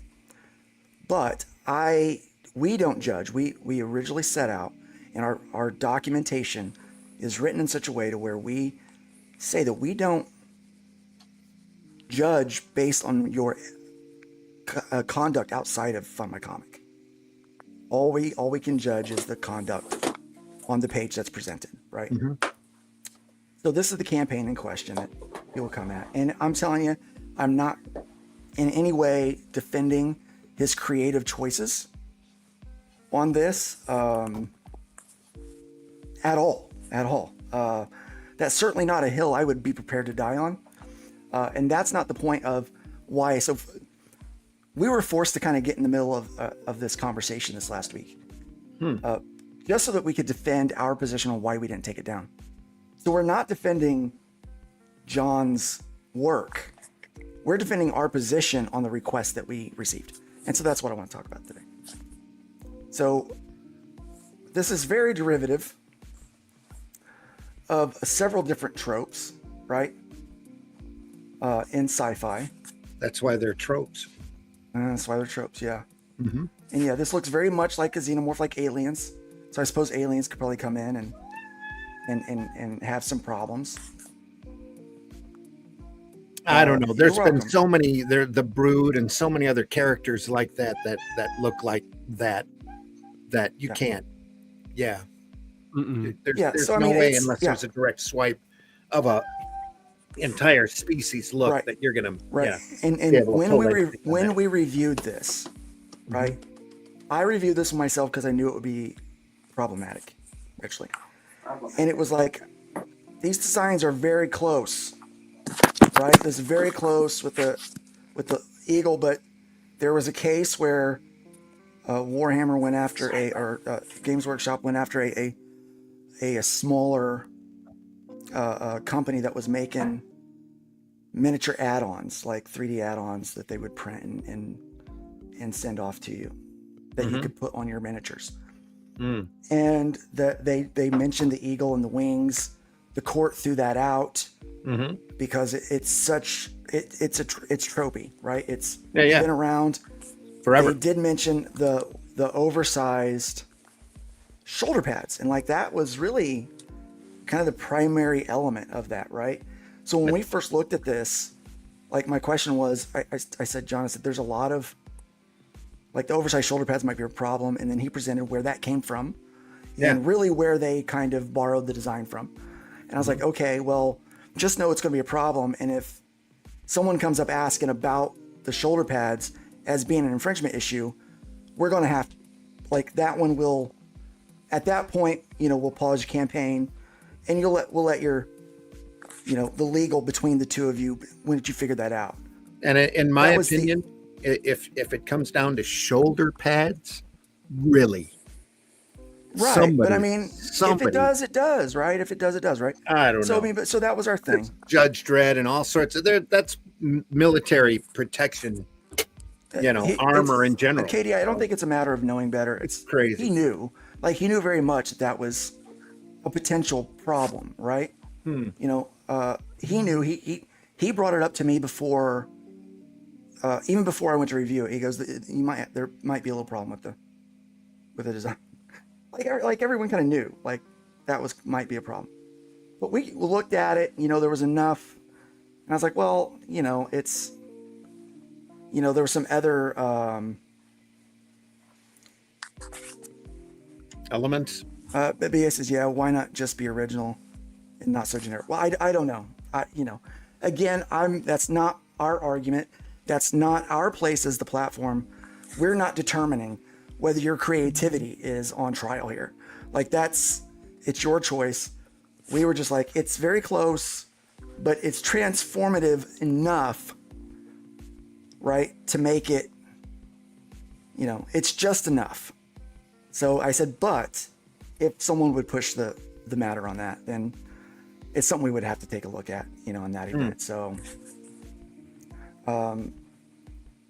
but it put me in a stressful situation. It didn't. I'm not stressed at all. I'm not stressed at all. It was I would do this with anyone. It's like, if I find something that looks similar, I would say, but yeah, it's very, and okay. So yes, half this stuff looks like it's straight out of 2080. Yes, That's does. That's exactly the reference that we were given on where some of the designs were borrowed from. Yeah. Right. And I was like, yes, it looks way more like that than anything else, but it is transformed. It looks like you kind of merge these two designs together. If it was something that I was publishing, we wouldn't do it. Like we wouldn't publish it, but we're not a publisher. We are simply we're not even a marketplace, which we'll get into. We're not even a marketplace. We're like a mall. Like you're renting space at a mall or at or at a trade show. That's really what it is. Flea market. Flea market. Really kind of, Definitely a flea market. Yeah, it's how we've set up our business model so that, we're not Amazon. Yeah. No one gets a check from Fund My Comic. So we're not, even though we crowdfund, it's not even like the other ones. We wanted to be very intentional about how we set things up because I didn't want a headache, right? I didn't want a headache. So yeah, that's really where that design comes from. So we knew that might be a thing, right? Mm-hmm. So what happened was, he'd been funding for a while, and nothing came of it until one day, someone, on behalf of, let me show this. So this is our policy right here for IP and intellectual property. If you think that someone is infringing on your trademark or anything like that, then you just have to follow these steps and email us, right? Or even send a physical letter, and we'll do that. This agency decided to email us, right? And they complied with all these things. They even bullet pointed them, just like what we have laid out here. They gave us, we had an electronic signature. We knew exactly. They showed us the links and all that kind of stuff. And again, it was stuff that I'd already reviewed, and we kind of already knew was there. But the kicker was, they only mentioned, the only thing that they provided us was their trademark number for the term Space Marines. That was the whole request. It was not a cease and desist. It was nothing legal. They weren't taking any legal action against John, because it's clear in our terms of service that if you're going to do legal action, we're not liable as a platform for the content. But if you enter into a legal dispute, we'll pause the campaign until that's resolved. None of that was what was happening. None of that was taking place. That's not. So it's a big nothing burger. It was, they came to this page, they filled out this information because someone had emailed them with the link to the campaign saying that it infringed upon their work. At this point, I'm not even convinced that they really even looked at it, because they could have cited a lot of other things, but they didn't choose to do that. They choose to cite that. So we had our people research this stuff. We looked it up. Lawyers are very expensive, mind you. So we're very intentional about how we use his time, right? Very intentional about that. So we did research, and then we said, okay, this is the research that we've done. We need you to help us form a response to the Games Workshop guys, just so that we know. And what was found, that there was a case back in 2013 where they sent a takedown request to Amazon, which is a marketplace. And Amazon went ahead and took it down, this book that used the term Space Marine. So they took it down, but after it was litigated, the claim was dropped and the book was put back up. And upon our initial search, upon our legal team's initial search, the Amazon is loaded with things under the genre of Space Marine. And so this fell under the genre of Space Marine. And that's what it was like. And that's what we were, that's what we're told. Like, well, they're claiming Space Marine, but that's the genre of this. They're not claiming any problems with the visuals of it. So, so we have to respond to that. And so we stated that, kind of the use of it in the sci-fi lexicon, the previous thing that happened in 2013, kind of some details of that case, and said, so we don't, at this time, we're given our policy to not deplatform or arbitrarily take someone down. It's just not a strong enough argument based on that term to take him down. If you need anything else, let us know. But really, if you really want to push the issue, you need to contact the creator. His information is available right there through the site. So go ahead and contact him, and let us know what happens. Basically, is what it was, kind of done in more of a legal sense. So that was it, and that was on the 19th that response was actually shipped off. I was doing some work, trying to get ahead of my Monday, working Sunday night, trying to get ahead of my Monday. And so I sent, those things off, copy the response from here, put it in there, do my electronic signature and all that good stuff. It was nothing until over the weekend, someone wanted to make it a big deal. And apparently, I don't even know how they knew that Games Workshop had gotten involved. Maybe John mentioned it, I'm not sure. I don't know, because I don't spend a lot of time following this stuff. I certainly don't listen to these 3 or 4 hour streams. I just can't do it. There's just not that kind of time running a company and drawing people's stuff. Just no time to do that. So it was brought to my attention by someone that he was discussing this, and I was like, it's not an issue at all. And I ignored it. I ignored it the whole weekend.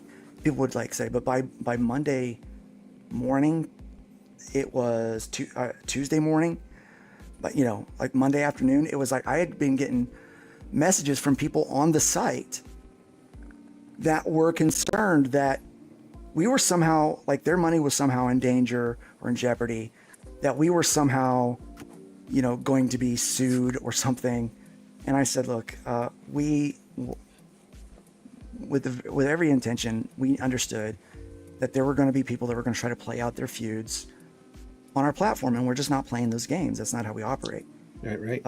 It's just not what we do, right? So, but at that point, we realized that, there were so many. It was so many comments, and I was like, people are concerned, and I understand why they're concerned. I don't understand why they're listening to the source, because the source is saying things that has zero knowledge of the inner workings of our business, right? So, I'm going to share some of the inner workings of how we do things, just so that people can be a little more knowledgeable of this. Yeah. There are people out there that just thrive on that kind of attention, though. Oh, they certainly do. And I do think that this individual is one of those people that do that. Yeah. They also brought up my name and a few other things that, it was completely fiction. I mean, he did add me to a group chat once, and I didn't engage very much. And right after he threatened to take his own life, and there was a big issue about that, I was removed from his group chat, and I did not know why. I had a mutual friend that was in there, and who I don't think is involved with him anymore either. But no, I had no issue with him at all. I just saw that group chat as I do many others, just a way for, I didn't even understand why I was put in there. Like, I'm not close to anyone in here. There's no reason for me to be a part of this. At this point, I don't think Fund My Comic was even up yet.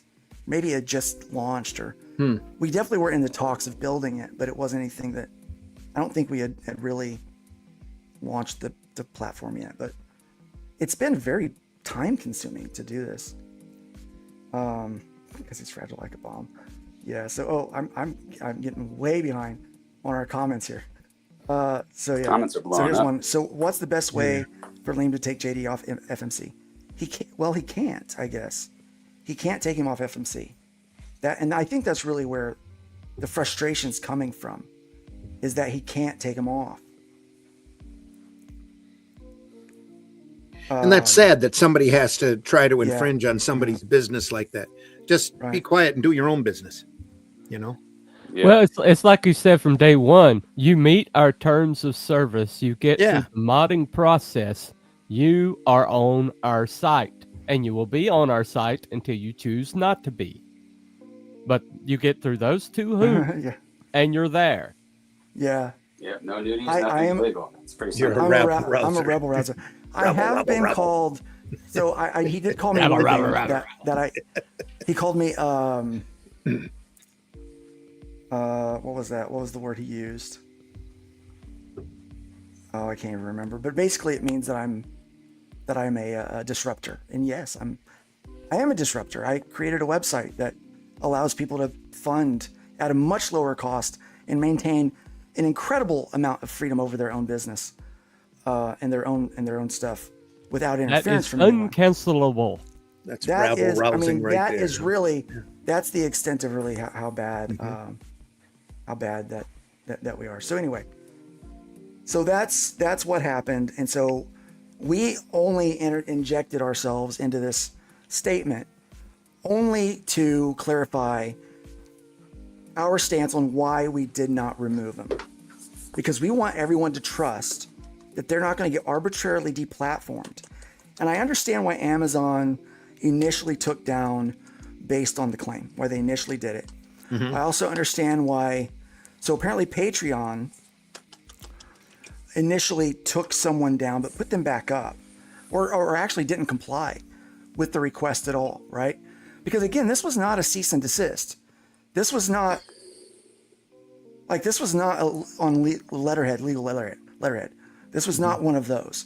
This wasn't a lawyer this was someone that works for their infringement department that possibly could be a lawyer. I don't know. But they work out of an office. Most likely, there's someone on retainer that was a paralegal or someone at the office is what I'm assuming. And they gave all information they filled out, they gave us all these details that we needed.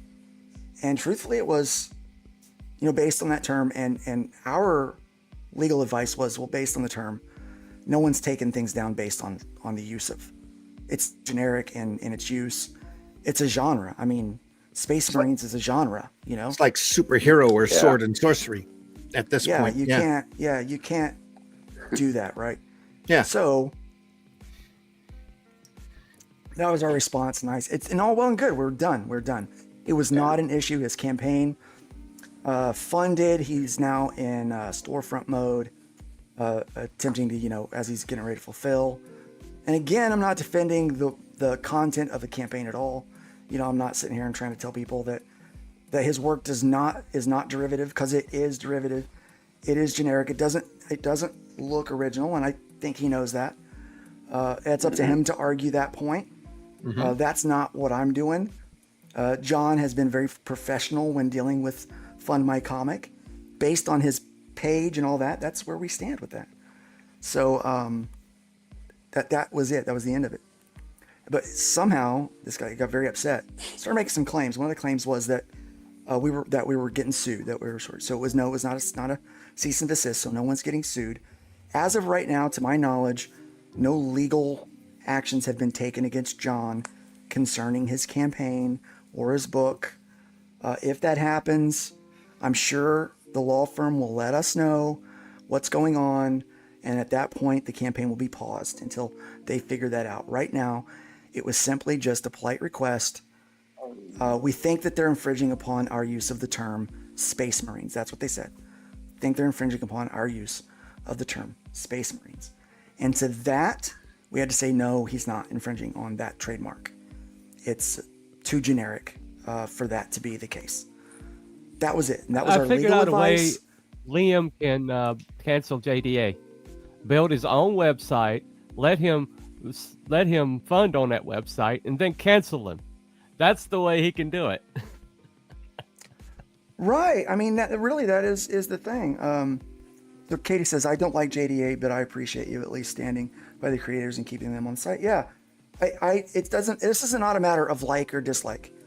Like, there's only one person in comic books that I truly dislike, and it's because of poor business. It has nothing to do with their politics, right? It's poor business. But if you can remain professional, anyone that wants to use the website can. There's people that have me blocked on Twitter and Facebook that use the platform. That's fine. Our interactions, and if they don't want me to be their contact person, we have so many other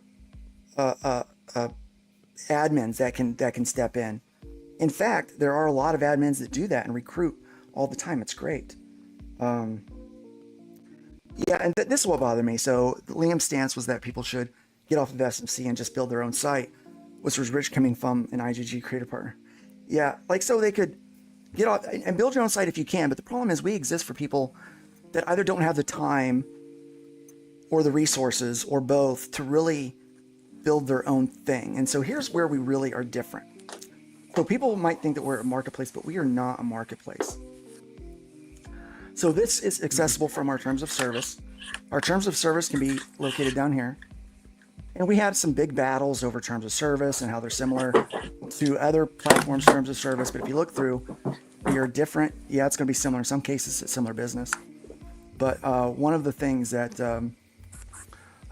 that we set up in our terms of service, let's go down here to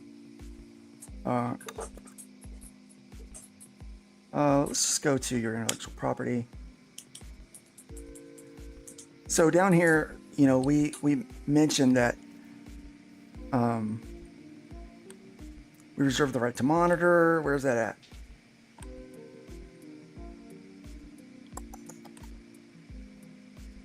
I should know in my own term, but this is a crazy long document. Well, it has to be when you're dealing with nitpicky things. Oh, and we have our trademark policy, which is for us and for the people that are on the platform. It's for their stuff, how we won't use their trademark. The big question was they're giving us a license to use their stuff. Only the stuff that's on the campaign page for promotion only. It's just so that we can show it off and show off the website, in perpetuity.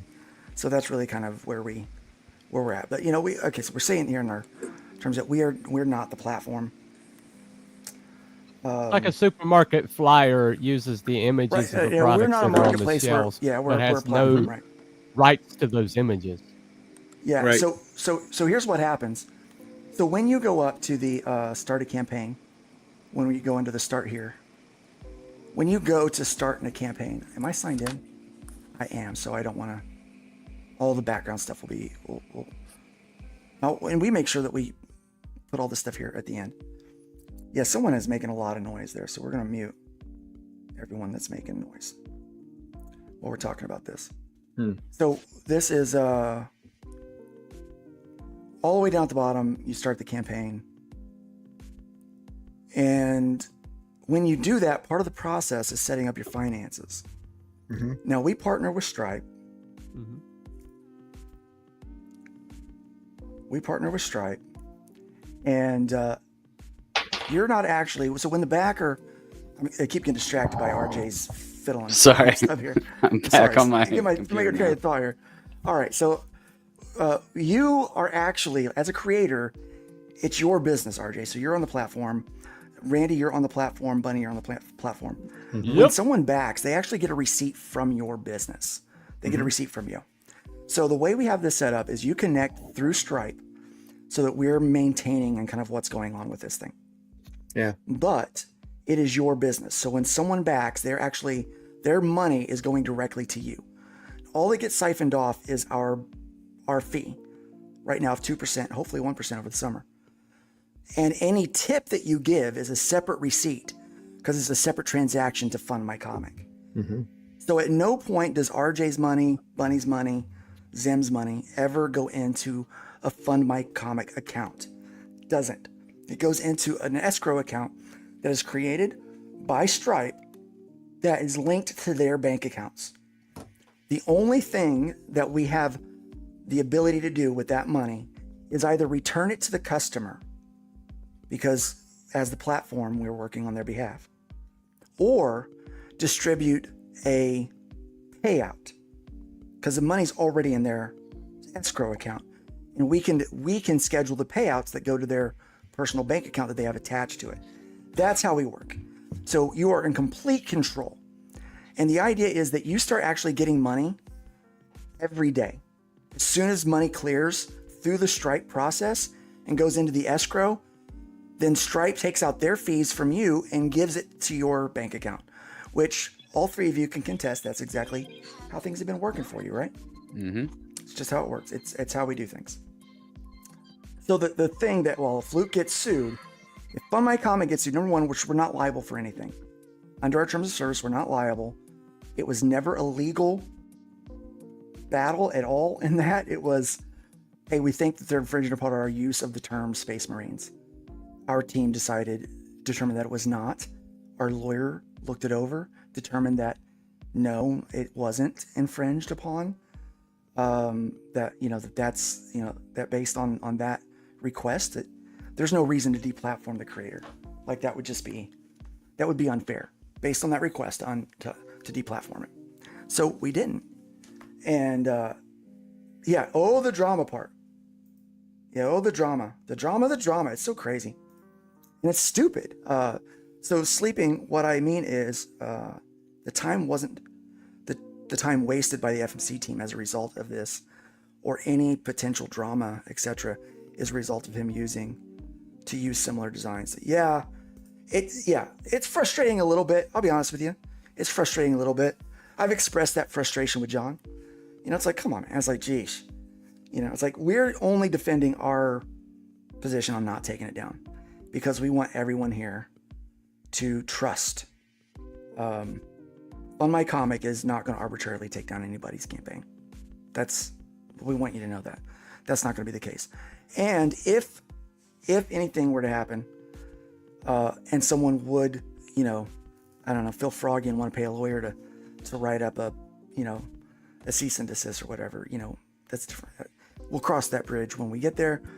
But no one's money is affected because of the way we set this up. Because we knew that we were going to be a platform for free speech, and people were going to be on it that other people weren't going to like. And they were going to try to attack people in a couple of different ways. They were going to try to either get them taken down based off of some kind of merit with us, or they were going to try to attack payment processors, right? So the reason why we have our terms of service so rigid the way we are in our approval process is to make our other partners happy so that we don't have to worry about Like, we follow our terms of service based around their terms of service so that we don't have to argue about it. And so they're not going to debank us. But anyone that would be in threat of debanking is the individual by themselves because of the way we set it up to where it's individual escrows. So that if someone did have a problem, that they could potentially be debanked by Stripe, but it not affect Fund My Comic because it's their account, right? Mm-hmm. So we designed it in such a way to be cancel proof in that sense, because we understood that we were in a very complicated time with social issues, and that if we wanted to be free speech for conservative voices today, we also wanted to be free speech for progressive voices tomorrow when the pendulum inevitably swings and conservatives are trying to get us to deplatform progressives, right? Mm-hmm. They still have a right to make a comic book. They still have a right to talk about what they want. Right, right. It's, as long as they're not infringing. And people can make the argument that those designs are very close. And we looked at them, they are very close, but they're a marriage of kind of two things. And 2000 AD is really the references that have the most claim to those designs, if any. And so, but that was not the question. It just wasn't, that wasn't the request posted to us. It was that they were infringing upon the term. And he's not. I mean, he's not. So we're not going to take anyone down. They decide to make a Space Marine book. Just so you know, like that's a genre. We're not going to do that. As someone who has a By the way, sci-fi RJ, campaign about to launch, you have a Space Marine book. well, Which I did the it's more like designs for. Space Navy SEAls, and they're original. The design's original. the Yeah, concept's which I original. did the designs for, That's and right. used absolutely no reference except for my own previous work. Well, I also didn't steal from 40K or anything else. Right? Yeah, it's original work. Yeah, and I think the designs are pretty awesome. If I do say so myself. I think it would be really funny, like maybe in the next issue, like just have Space Marines in the background and the Space Navy SEALs just crap on them. Right, and like do like a real parody, like stupid uniform. Like with those that's stupid like armor how do that you they even need. fight with those shoulder pads, right? Right. I don't know. It's funny. Yeah. Grey Wolf, I guess, has a question here. I have a question regarding Stripe. Once a campaign is funded, can we pay the people doing fulfillment direct from Stripe? Well, I guess I don't really truly understand that question. It's my understanding, Grey Wolf, that's not the way it works, because the money has to go back to a source and then back out, especially if for your accounting purposes. You need to be able to show service paid, and Stripe doesn't provide that kind of service. Stripe provides you with the funds. Then once you have the funds, you pay your people. Yeah, that's not a service that Stripe provides. Yeah, they don't do that. It's just going to go to your bank, so you're going to have to deal with that. Yeah. Sleeping says, I love that Liam took the time to understand the financial structure before telling creators that their money was at risk, then pointed at JDA, a dislikable guy, to shift the blame. Yeah, pretty much. And I understand. We knew that when JDA, even our admin said, like, we have a special chat with just our admins. And when JDA was using it, they're like, yeah, this one's good. This is going to be fun. Like, we knew. We allotted that we were going to set some time aside for some of this stuff, because, I mean, if JDA can't get deplatformed, then that means the bigger guys would know that they're not going to get deplatformed or shadow banned. And the smaller guys can't get pushed around. Right. Like, you're not, yeah. Well, the thing is, I'm not fearful. And what I've noticed is there's a lot of fear in people's concerns, and I'm not fearful. I understand that Games Workshop is very litigious, and I appreciate that. And I appreciate their work and their ownership of the product that they have. A big problem that they faced in one of the lawsuits that I was informed about was that they hired, so all the copyright laws have to be considered from the country of origin. So really, we have to operate any copyright laws not on U.S. copyright, but on the UK copyright stuff. So we have to look at those, which I'm not super versed in, but thankfully my lawyer was able to look at a bit and understand that, okay, so their they ran into an issue that they were not technically the owner of some of their designs, even because they had paid a freelancer to do it, right? A work for hire situation.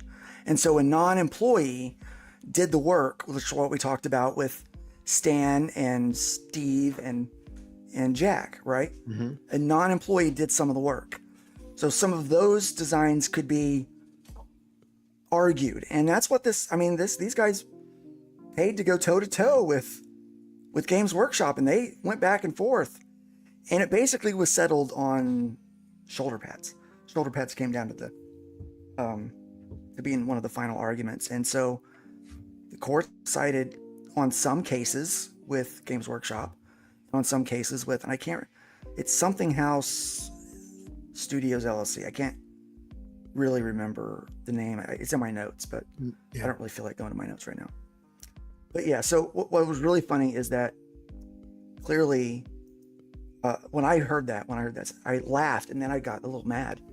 But I laughed because I was like, wow, clearly it is a no clue at all how this structure works. Because we've talked about the structure, I think, from day one, haven't we? Mm-hmm. I mean, Bunny's been around from day one, so he might remember more. I think some of you in the chat have been around, so you might be more aware. But I think that we were discussing from day one that that's how we were planning on doing. I don't think it was Glass House. No, I don't think it was. It's a different entity. It was, I've got it saved. And let me. Dave this is can where I be need smart enough to stay protected anyway. Yeah, this is where I need a full-time fact checker, like on staff, like what Chapter House Studios LLC.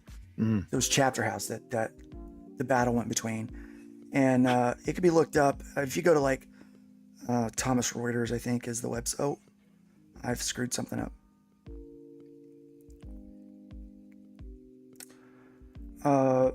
Anyway, it could be found, and so it was a random. It was a Chapter House was the company that went toe to toe with them, back and forth, and they found in favor of some things for Chapter House, and in some cases for Games Workshop. And again, this is all stuff that it's not even an issue. It's not what they asked about. Like, we're aware of it because we want to do our due diligence in this. They didn't make any of those claims on a copyright issue. So it was never a copyright claim, it was a trademark claim. Mm-hmm. And so that's what it came down to. And so that's what they asked. And I'll be honest with you, I was scratching my head a little bit on that. Good luck trying to trademark shoulder pads. Right. So when we start campaigning, your finances aren't even touched. Yeah. Like, you don't have to worry about that. So if anyone would come after Fund My Comic for any reason, or if they would come after another creator, it's not going to affect your status with the platform. It's just not, and it's not gonna. And yeah, we hire a group called Finacia. Someone mentioned them. They're our developer. We don't normally mention a lot of our partners because we don't want anyone bugging them for just stupid reasons. I mean, if anything, it's going to draw. Burger. If anything, it's going to draw more attention to the platform and probably help your campaign in the long run, just by having people out there looking at it. So people are starting to look over our campaigns. They're starting to look over our structure. Mm-hmm. Even when it comes to like the main part of the website, when you see this right here, these are all adjusted on the front page by your tips that are completely voluntary, by the way. So you opt in to tip, but when you tip, it actually helps the creator. It sends their campaign to the front page and it reorders where they're at. So that's why you'll notice that, why is this one that's only got 66 euros? Why are they up in the top? Because someone tipped and they tipped big. So they got up there, right? And so why is Cash Grab where they're at? Because a lot of people tipped and they tipped big for him because he got deplatformed. Yeah. No one would crowdfund him. And someone messaged me. I mean, it wasn't even one where I even bothered letting, I think maybe in a phone call, I let Cecil know that yeah, someone's already emailed me about you, but we knew it going in the whole time, like that was going to happen. But these are, anyone can platform on here. And, people see it, and people see how much money is possible to be made through the platform. Yeah, we have some low numbers, of course, like everybody would, especially with some of these storefronts. Because the storefronts are very interesting because it's just like you setting up permanently at a flea market. Like that is where it's at. We're not the retailer. You're the retailer here. And we are you're renting space is basically how it is. You're the business. And all we do is we just take a small commission for hosting your stuff. And so that's just how that works. So that's the structure of our payment. And in our terms of service, we kind of lay that out so that people know that they're protected from arbitrary takedowns. So really that's kind of what it, it's nothing. At this point, it's nothing. It's one creator is very upset that John, that I didn't comply with taking John's stuff off. But it's foot stomping. Yeah. But no, I'm not, because I'm not fearful, and so I've been around. I guess let me say that I didn't almost die. It's a bout of the whims of some raving YouTuber, I guess. Screaming into a camera doesn't make you right. Which is why and there was I guess another stream last night, and some people said, oh well, this response you copy and pasted it. Well, there goes my whole entire platform. Yeah, well,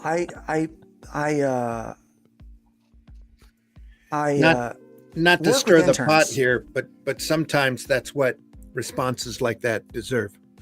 Yeah, so I work with interns. Yeah. Right, and volunteers. So interns and volunteers, and so when it comes to writing responses all day, I don't have the time to do that. Mm-hmm. So yeah, there were a lot of social media responses that got posted that Luke didn't write. I didn't write those.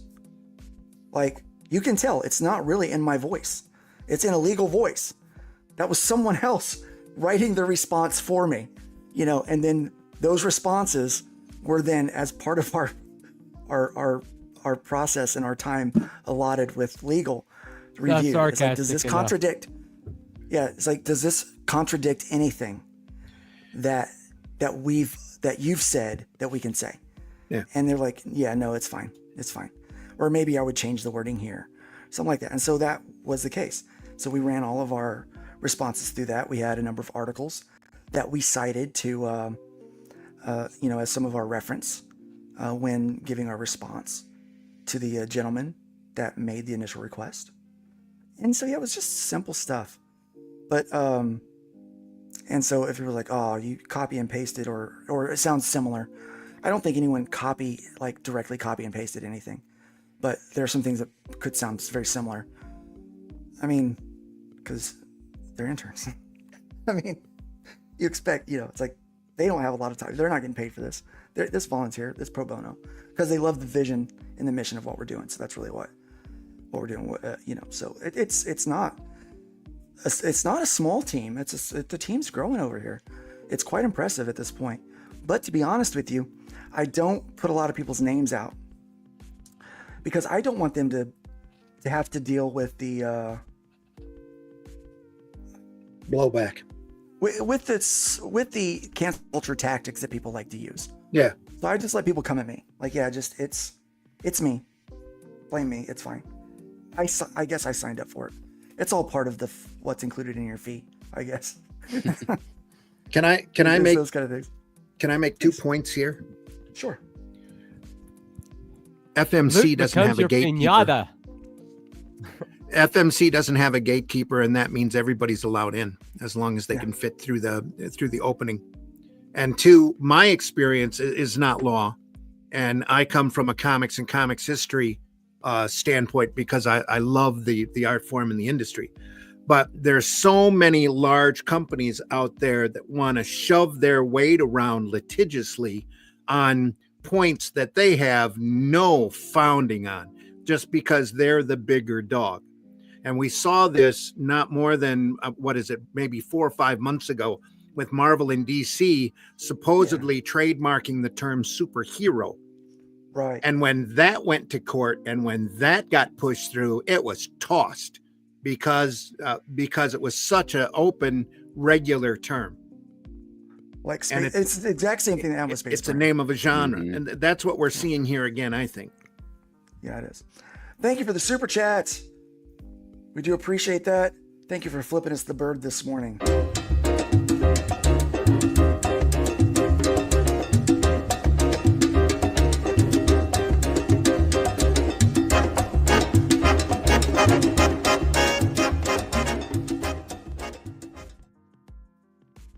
Yes. Good day, all. I've been out of the loop, still working on my Event Horizon meets Existence comic. Is Indiegogo a bad option now? I think it is. I'll be honest with you. I'm a little biased. I think Fund My Comic should be your first option, and then I don't fault anyone that wants to take things to Kickstarter. I do think that Kickstarter does have a lot of foot traffic for comics, which is what we're building up to as well. They've been around a lot longer for comics. That's where I started fundraising, was on Fund My Comic. It was on Kickstarter, and then I moved to Indiegogo. I was never as successful in Indiegogo as I was on Kickstarter, but I liked the tools on Indiegogo better, which is why I was there. Yeah. So Indiegogo, I find, like, we've actually had like Mike Barron's team contacted me and said that their campaigns, they had more backers on Fund My Comic than they did Indiegogo. That Fund My Comic was that they're very surprised in such a short time that our traffic and our audience has become so loyal. Do you want to be on a platform, or do you want to be in a clique? Right. You know? Yeah, I think. Do you want to do business, or do you want to be in a community? He said with air quotes, because I hate that word. Yeah, the Atlantean is exclusive to FMC. Yes. Yes. And we really take care of our exclusives too. They get, we help them out because they help us out so much. Yeah, I hate the Kickstarter process. I do too. I didn't like it. That's why I moved to Indiegogo, but Kickstarter had more. I think the reason why it's popular with backers, because it's got a great app, which we want to develop a good app for ours. But it's got a great app, and it also has the ability to so you can back out. You can look like you've backed projects, and it claims that you backed a project even if your funding method doesn't go through at the end. So I was like, I'm a super backer. Yeah. But the money, like, they were counting on, like, I did a campaign, we were counting on like $9,000. We wound up getting $7,000 because $2,000 of the campaign went out from people backing out at the end, and it was terrible. Yep. Speaking of Fund My Comic, our Perfect 10 campaign is closing soon. Grab your FMC variant while you can. Yes, let's actually go to that Perfect 10 right here is in front of me. Look at this beautiful book. My gosh, Dave, you did such a good job. Mm-hmm. Now, this is a guy that really pays attention to the a level of originality in his books, and I'm absolutely thrilled by this. I wish everybody would take this stance that they would. But I understand. I see a lot of stuff on Fund My Comic that it might be very, that seems very derivative, and people are like, like, so I even got a book over here that I got and I really like. This book right here. I'm gonna make it big. Just got it. Bigify Me. There we go. And people were complaining about the designs of these characters, that how they were derivative of something else. And I'm like, well, yeah. But again, they're still original, right? There's elements that are borrowed. But good, nice looking book on the inside too. And he signed it for me. Nick's a good guy. I like Nick. Great creator, great guy out there trying to work hard, make comic books, do it the right way. I appreciate him. Appreciate anyone and everyone that does that. But Dave, I feel like is at another level that is somewhat unrecognized in a lot of cases. He hires good help. He makes really good editorial decisions. I appreciate it very much that he does that. So that was that's it, guys. That's kind of the nothing burger that exists. We only got involved because we had to defend our decision not to take them down. And everyone that's saying that it was a cease and desist, that it was a lawsuit, there's no lawsuit, there's no cease and desist.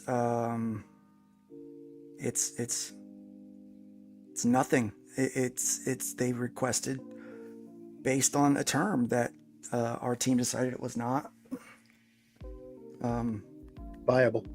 Yeah, it just wasn't a compelling enough argument. Yep. For us to comply. Not defendable. Like I said, yeah, and so we're like, well, we're not, it, and then it became an issue, just because someone really wanted to deplatform him. And let's get through here and look at some of these comments that I have missed, because I have missed so many. I do apologize. Chat's been good today. Yeah, they have. Yeah, there's Pencils Down campaign there. They can't all be X-Men #1. Yep. No, they can't. No. They can't. And that's fine. No. That's fine. No, they can't. It's a. I respect everybody's position to be able to make their own book. I want everyone to, and I want to remove as much of the barriers to people being able to do that as I can. So, yeah, it's part of being in a free market. Yeah, it really is. And, and we want people to have, a lot of freedom. One of the other parts of the freedom that we offer is that you can run campaigns at any length that you want. Mm-hmm. You can run a campaign just like Kickstarter if you wanted to. Like you could, where the money's at the end, and some people opt to do that. I don't suggest it. It's not I don't think it's the best way to do it. I think taking the money right away is the best way to accomplish that. That's just me, but I want people to have the freedom and ability to do all that stuff they want to. And it's as long as they're... If you have to change your timetable, you can do that at FMC. You cannot do that at Kickstarter or Indiegogo. Yeah, if you decide that, my uncle decided to give me $4,000, so I don't need this goal to be that high. Where on the other platforms, you've got to feed that money into the campaign in order to complete it. You can just say, Luke, can I lower my goal? And one of our admins will lower your goal for you. If you said, I've been sick and I either need to pause this or I need to extend this. Can you help me with that? Yeah, we can extend, we can take care of you. That's our goal, our motto. Well, we had one that extended 2 more months just the other day. Yeah. I just said, can we extend this 2 more months? And we're like, yep, you can. Is there any plan to put similar campaigns on the successful backing screen? There's some plans for how we search and do those things. Again, that all takes money. So we do pay our, we have a development firm that builds everything for us. They're very, very good people. They're quick about things. Even though they're Canadian, we like them very much. And so our main site engineer, the guy that has done all the work on my comic, is a wonderful guy, but we have to pay him. And it's not cheap, and it takes a long time to build some of these things. And the more we add, the more in-depth build it becomes, which also means the troubleshooting becomes more. So all of that has to be worked into the time. And so we invoice all of the work ahead. We don't pay in post. We pay ahead of the job. So we find that that's more fair. I don't know, because that's how I like to work as a freelancer, is to get paid then do the job, and however long the job takes me after that, it's it's up to me and the client to discuss. But so we pay for the initial amount, and then the work starts getting done, and it is not cheap. It is expensive. So tips go in to help with that. And so there's a pretty big build that we're wanting to do right now. That requires us to have kind of a lot of money in our, it's going to take a couple weeks.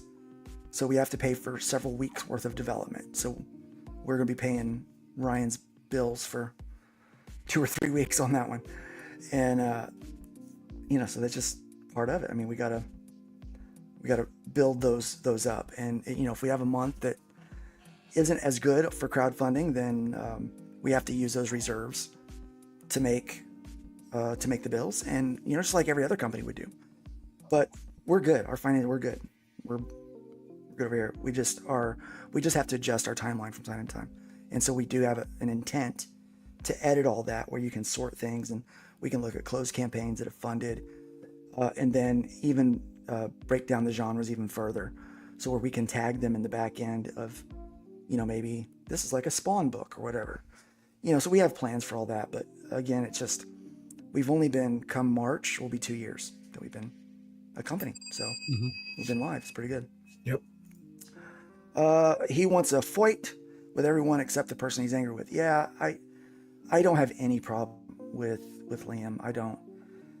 He's free to do whatever he wants, but coming after, kind of waging war on everyone that's on the platform, that's bad. If you're for indie comics and you are for crowdfunded books, then trying to get people not to use a platform and outright lying about our business model and even the circumstances for which this whole thing was are, that's disingenuous. And it just proves that really, it's more about a petty argument that you're having with someone that you just can't let go of than it is anything. There's really no virtue or principle in this when it comes to that stuff. It's really about something else.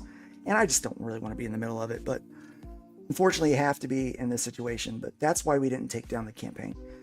I wanted to cover that, but really focus on why we became what we are and how we built ourselves to be cancel culture resistant and how we fight that. So we just don't want to be arbitrarily taking people's stuff down for no reason. I mean, there's just no reason. So are we I don't know, maybe. Dark Gift did a good job reading your statement. I don't think you copied and pasted it. No, I didn't copy and paste that statement. Thank you, Katie. I do appreciate that.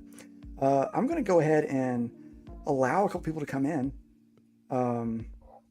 and join us for a little bit. We're well over our 2 hour mark today, by the way. Yeah. I'm gonna have to run. Yeah, that's fine. But we're running a little long today, but it's understandable.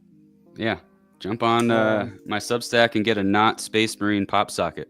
That's a Space Navy SEAL. It's called an alpha, but it's gonna be awesome. Flady One says if one is going to chimp and spur line, it must be done with style, or else it just looks silly and sad. Yeah, that's why I don't spurg out, because I just don't have style. I'm so incredibly boring, Randy. Like I'm not. You're incredibly boring. Anyway, I mean, that's why people. I guess that's why I don't get invited on a lot of those drama streams, because I don't do the drama thing very much. How much work do you think would have gotten done in the Silver Age if there had been an internet? Right. And everybody was on there arguing back and forth, and We should just have like a Waffle House for like people to act like comic fans, like a comic book Waffle House so people could act in person the way they do on the internet. I'm gonna run. So you guys have for trademark infringement. Yeah, but thanks for showing up. Yeah.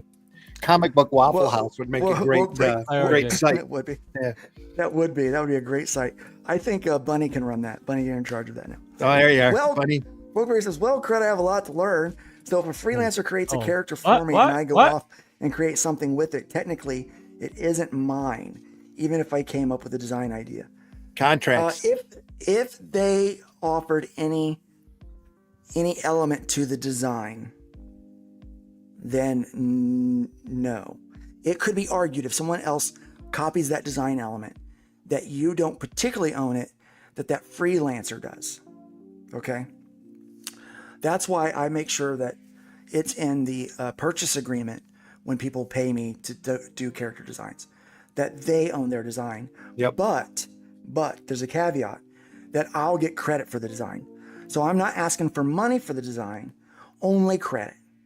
I get credit for it. So, yes. So you always want to have paper.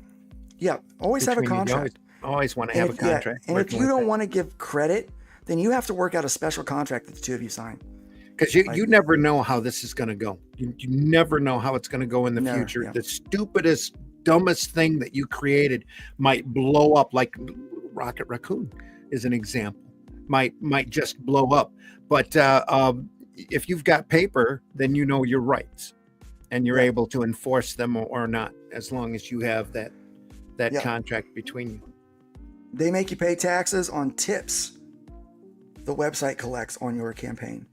That automatically tip goes straight into their pocket. That's true. Income. Indiegogo will make you pay the taxes on your tips. Mm-hmm. We pay the taxes on our tips.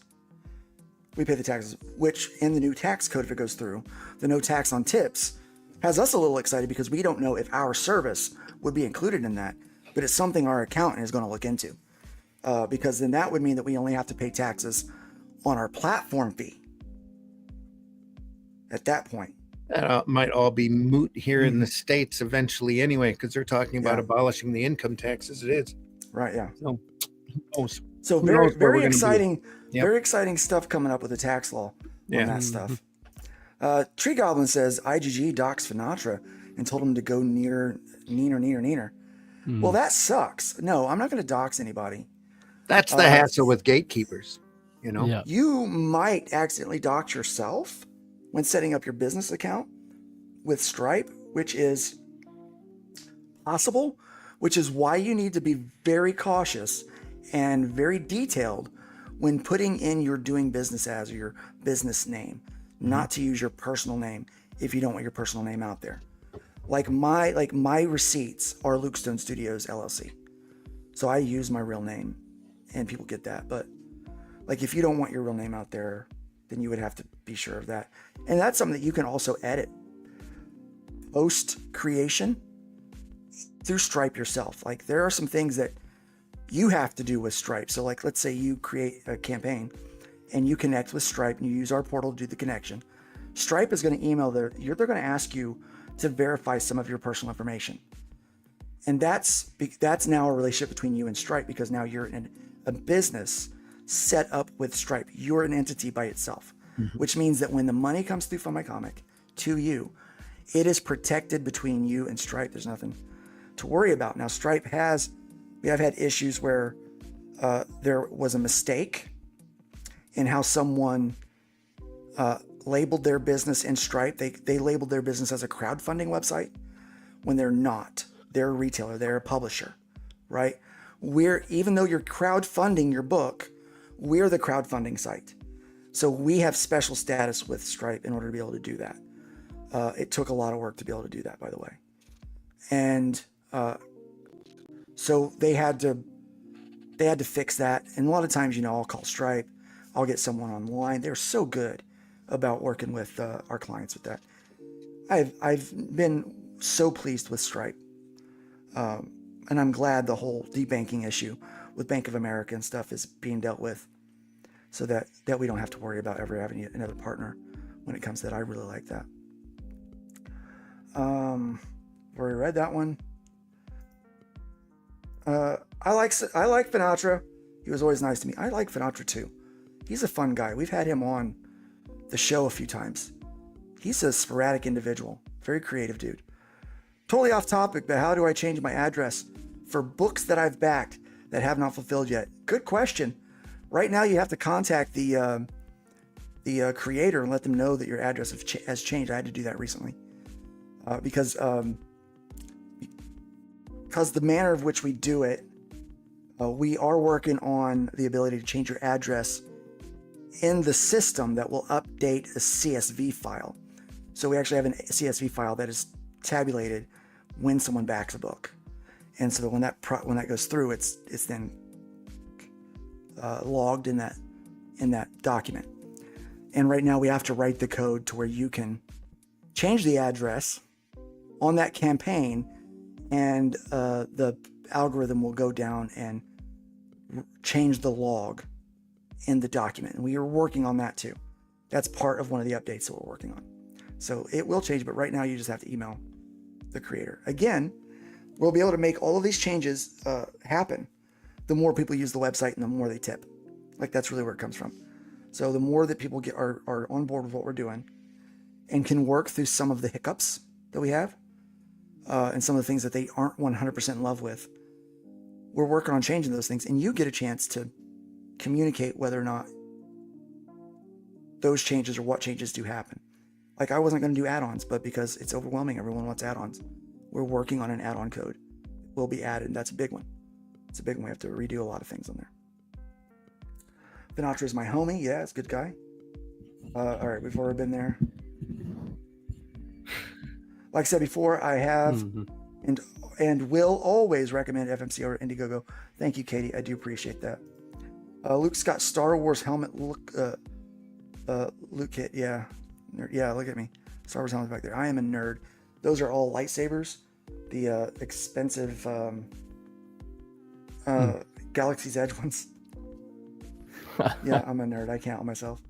Sorry if this is a dumb question, but do all have option for people to do a sign-up list before they launch their campaign? I know Indiegogo does that, and it does help people. Well, we don't have that yet, and the reason why is because in the language, we would have to have ownership of your mailing list, and we don't want that. But we're trying to educate people to be a little more independent, to create a URL for themselves, a domain. Let's say katydidscomic.com or whatever, right? And then you can redirect that to wherever you want people to go with katydidscomic.com. And one of the things you can do is create a landing page specific for the campaign that you're wanting to get your mailing list built on. And then that would be through your mailing list client of choice, right? Whichever one you want, you can do that with. A very useful tool to do that. And then you have ownership of your mailing list, where Indiegogo says that if you misuse the mailing list, they can deplatform you. Kickstarter's the same thing. When you own your own mailing list, you can use whatever you want, and Fund My Comic can't do a thing about it. But if we start gathering the mailing list for you, then we can dictate how you use it. And we don't want to do that. So that's why we haven't done that yet, because a lot of people are having a ton of success with the landing page marketing. And landing page marketing has proved to be way more successful than just a sign up page or a notify me on just the platform itself. It's very useful. Welcome, Jeff Potts. Didn't see you were there. If your uncle is giving free money away, I want to hit him up for a couple of extra grand. I would love that. Hypothetical uncle. I don't have a real uncle. They're all dead. You got Uncle Sam. I don't think he's giving out money to us, though. Right off the labor rate. Yeah, you can do that. Yeah. Evidently, through USAID, they were giving money to everybody else. I didn't. Everybody. Everybody. Shadowhawk's in the house. Welcome, Shadowhawk. Good to have you here. Hello. Oh, Katie does at work. Well, hopefully you have a good day at work. Yeah, okay. Let me see who else we have here. I have a message for those wanting campaigns removed for personal reasons. If you have an issue, grab a tissue. I love that. If you have an issue, grab a tissue. Yeah, that's quite true. I guess, if Liam is very intent on wanting to get JDA taken down, he could, I guess, file a lawsuit with a lawyer. But I don't know. You would have to. It would cost him a lot of money right now to do that, and I think he was trying to use Games Workshop to do that for him, but they didn't comply. That's not what they did. And they've had 2 weeks now to review. I get if they come back and they say, visuals. Oh, the design looks too close to ours. Then, that's a different conversation, But our lawyers were satisfied with you really can't trademark the genre that the book is. It's so unfortunate, yeah. You're always welcome to come on my show, Good Morning Comicsgate. It's every Monday, 9:30 a.m. I might take you up on that one week. I might be, off camera because I tend to work. As I'm here, but thank you for the offer. I do appreciate that. We appreciate the promotion that you do for comics and kind word you say about comics. Fund My Comics over here. We do appreciate that very much. Please don't think that does not go, that escapes our gratitude. It does not. Jimmy, welcome, Jimmy. Nothing would have gotten done. I stay away from it all. There you go. Right. It's best to stay away. Sometimes you just got to work. Yeah, this is I rarely post Yep. on X these days. Same here. Devil Flyer, I love bacon. I do too. Bacon's great. Everyone's saying hi to Rex. everybody. Such a welcoming chat this morning. Chat, you've been amazing. I've loved this. We are going to end at the 2.5 hour mark because we have work to do. My We gosh. do. I have an We have- accountant we have this a- weekend. Appointment with my accountant this weekend. So I got one tomorrow. I've got figures I got to get together. Yeah.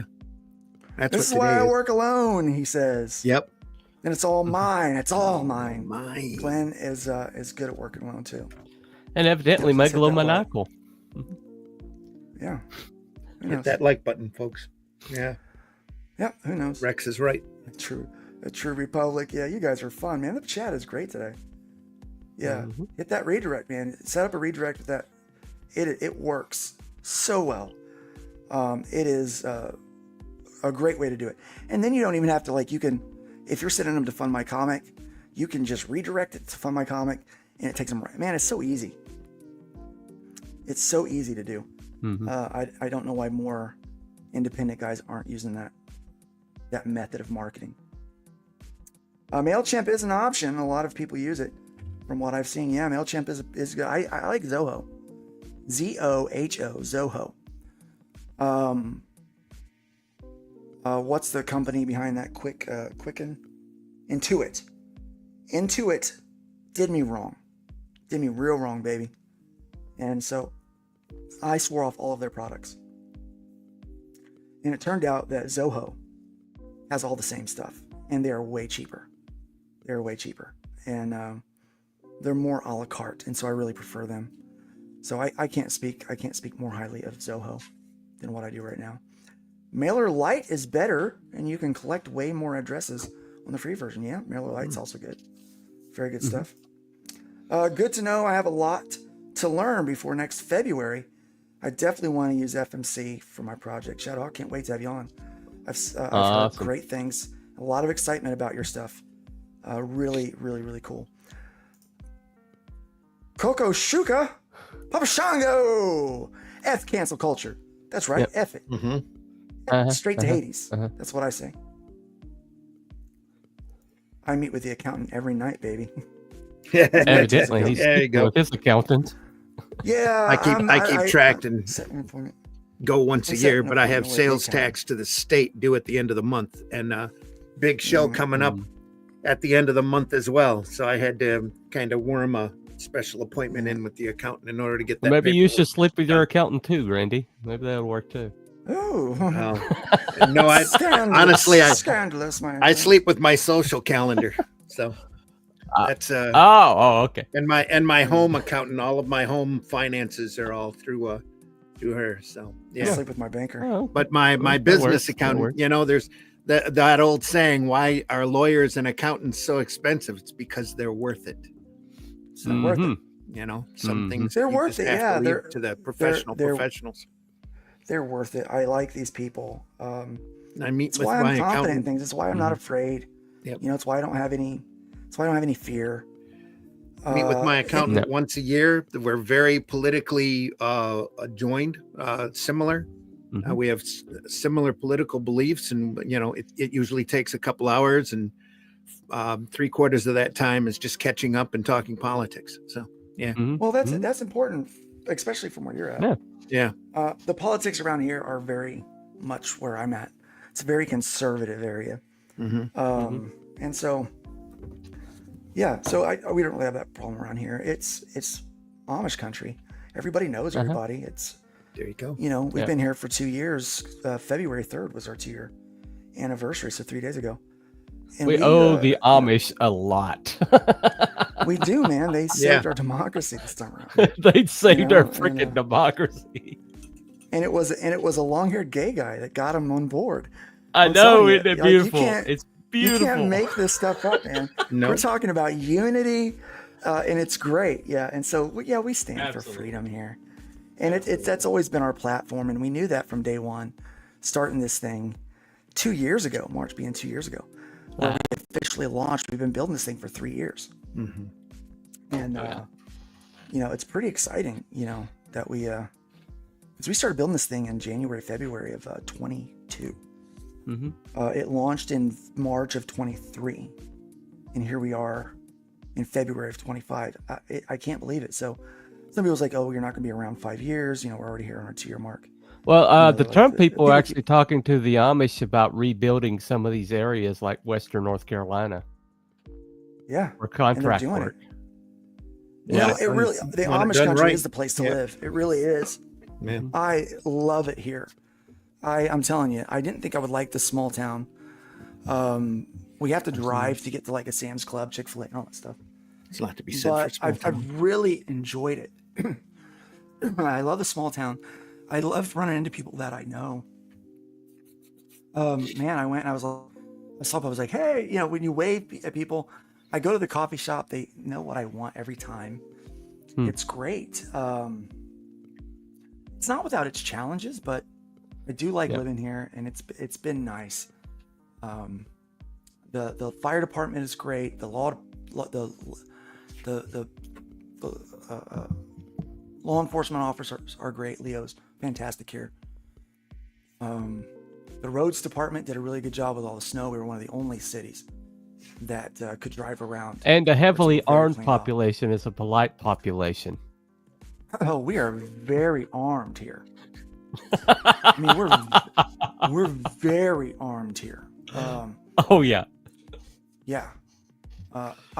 I know a guy that literally has a room of his house and a closet with a room dedicated to his guns, and there are pull-out drawers, nothing but hangings.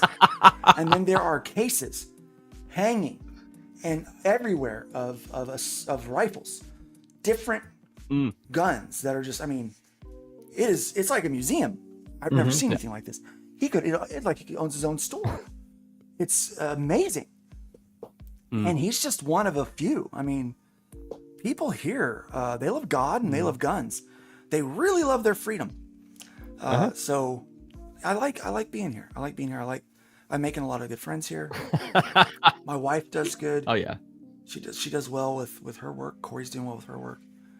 We love the house we just bought. I mean, you guys see the office. It's a lot bigger than the last one. Still got Bob back there in a corner, right there. Yep. I don't like the yellow. We'll change that eventually, but I'm recording an album back here. You see my instruments back in the corner. Yeah. Recording an album back there. So I've got more room in the studio where before it's 3 times bigger here than it was before. And I think people have this misconception that just because I'm small town, just because I do my majority of my work out of a home office, that we're somehow not prepared for this.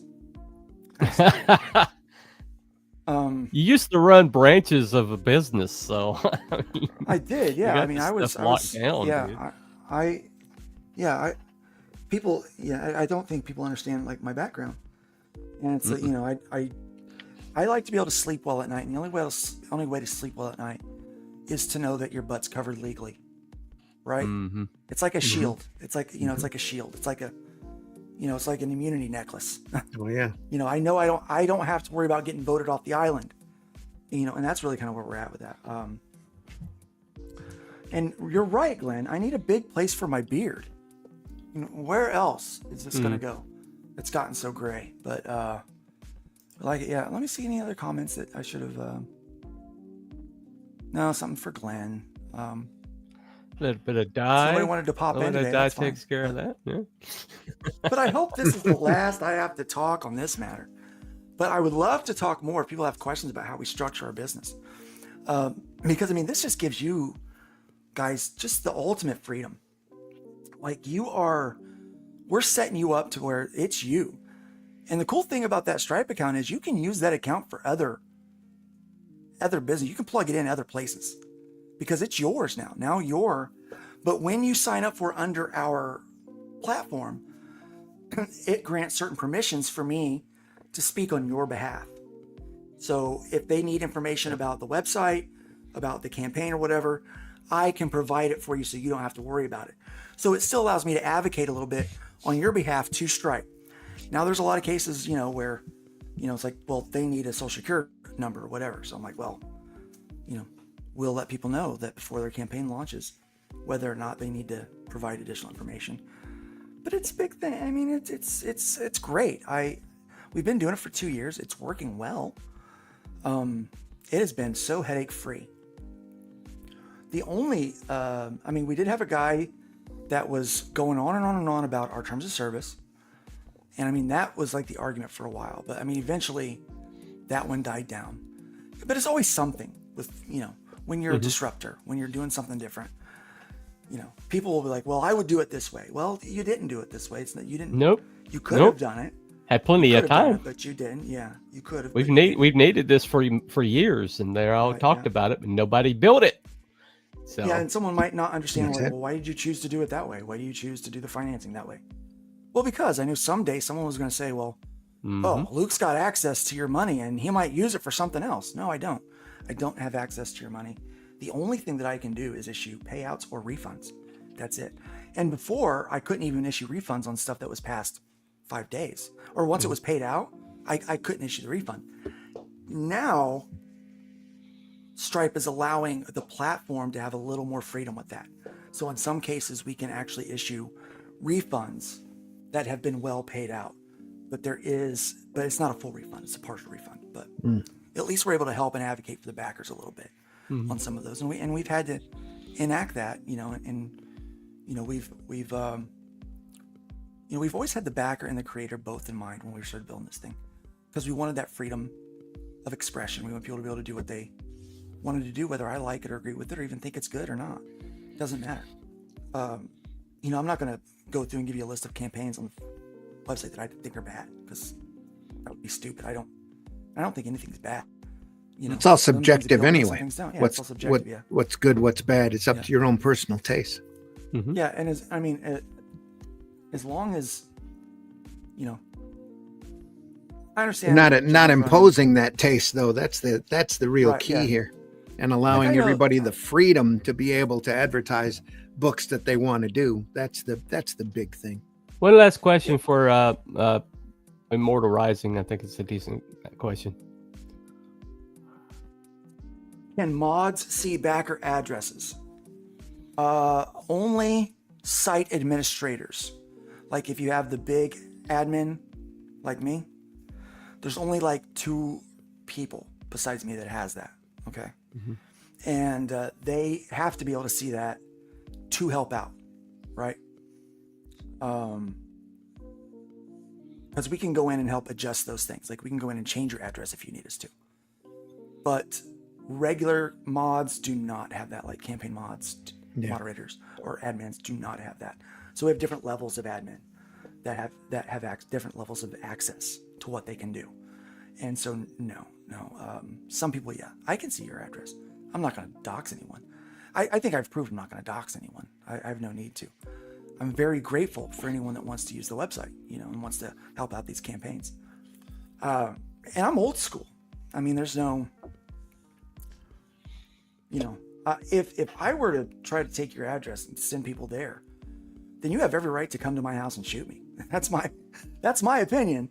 You know, whether that's wrong or not, but I think you have every right to come after me. Yeah. Right. Yeah. Like, so yeah, why I wouldn't do that. I think that's, I think anybody that does that, becomes a little suspect to me. You know, I just, yeah, we have, I can see it. Me and like 2 other people can see them if we need to, but we have to drill in to look at it. We don't really even, it's kind of it's not like a thing where I'm browsing and can be able to see that. It's like I have to drill in to that user's specific account to do that. And it's not even on the first level. It's like at another level that I have to go to look at. So changing someone's address, it's way easier just to let them do it themselves, because you can update your own address. And you can update your payment method. But we can't delete your old method. And here's why. And people have been asking, well, I can't remove my old card. Yeah, in case we need, because that's a kernel. Like we actually don't even see the card. I don't know if you knew this or not, but we actually don't see the card information. We only see the last 4 digits so we can track down transactions. But that information is all stored with Stripe. And we get our information from a little kernel that talks like a back and forth between our site and Stripe.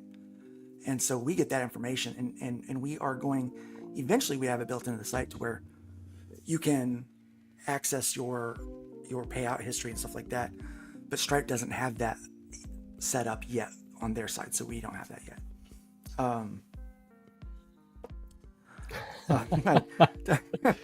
You got me laughing. I hate to scare you, Luke, but there's a stormtrooper behind you. Don't worry, they always miss. They do always miss. And I kind of feel like some of the people taking shots at my comic over this are a little bit like stormtroopers. There's just nothing to hit here. There's not even a target to aim at on this one. But no. But what was I saying? Something about if you made a purchase with a card, we have to keep that kernel. Like we have to keep that history. Just for good measure. Just say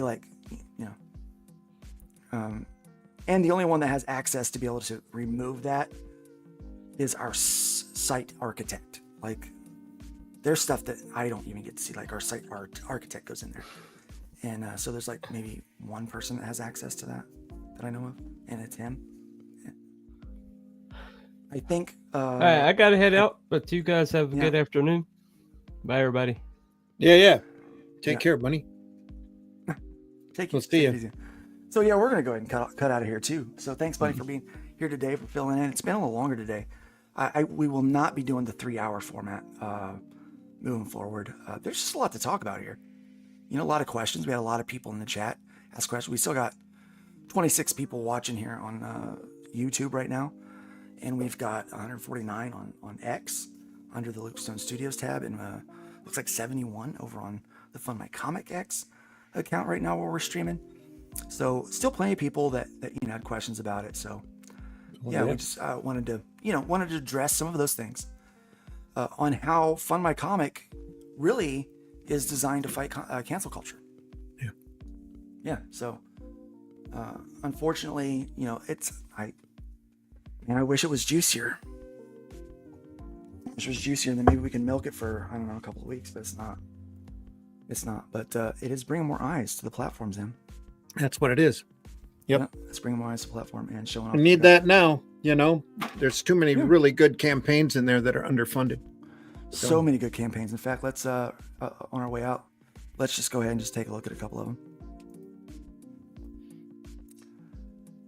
Honestly, Cecil's campaign is really well done. Almost 71K on this thing. What a great parody he's created here. The art is fantastic. The humor in it is just so brash. Now, I can see where people could easily be offended, but grow a skin. Of course. Of course. So for instance, there's some stuff in here we had to have him edit. I'm sure you did. I'm sure you did. Yeah. Yeah. So we got to get that Arrow storefront up there. Look at that. Here, pretty quick. Whoop, there you are. Go ahead and start building it, and then I'll come in and I'll build out the rest. Yeah, it's just finding the time. That's the big problem at the moment. But so I was actually boom. There you go. I was actually a little concerned. Looking for the smiling Cecils. Look for the smiling Cecils, and where I sent back said you gotta cover it up, buddy. Got to put a Cecil there. You've got to appease. Put a our Cecil partners. there.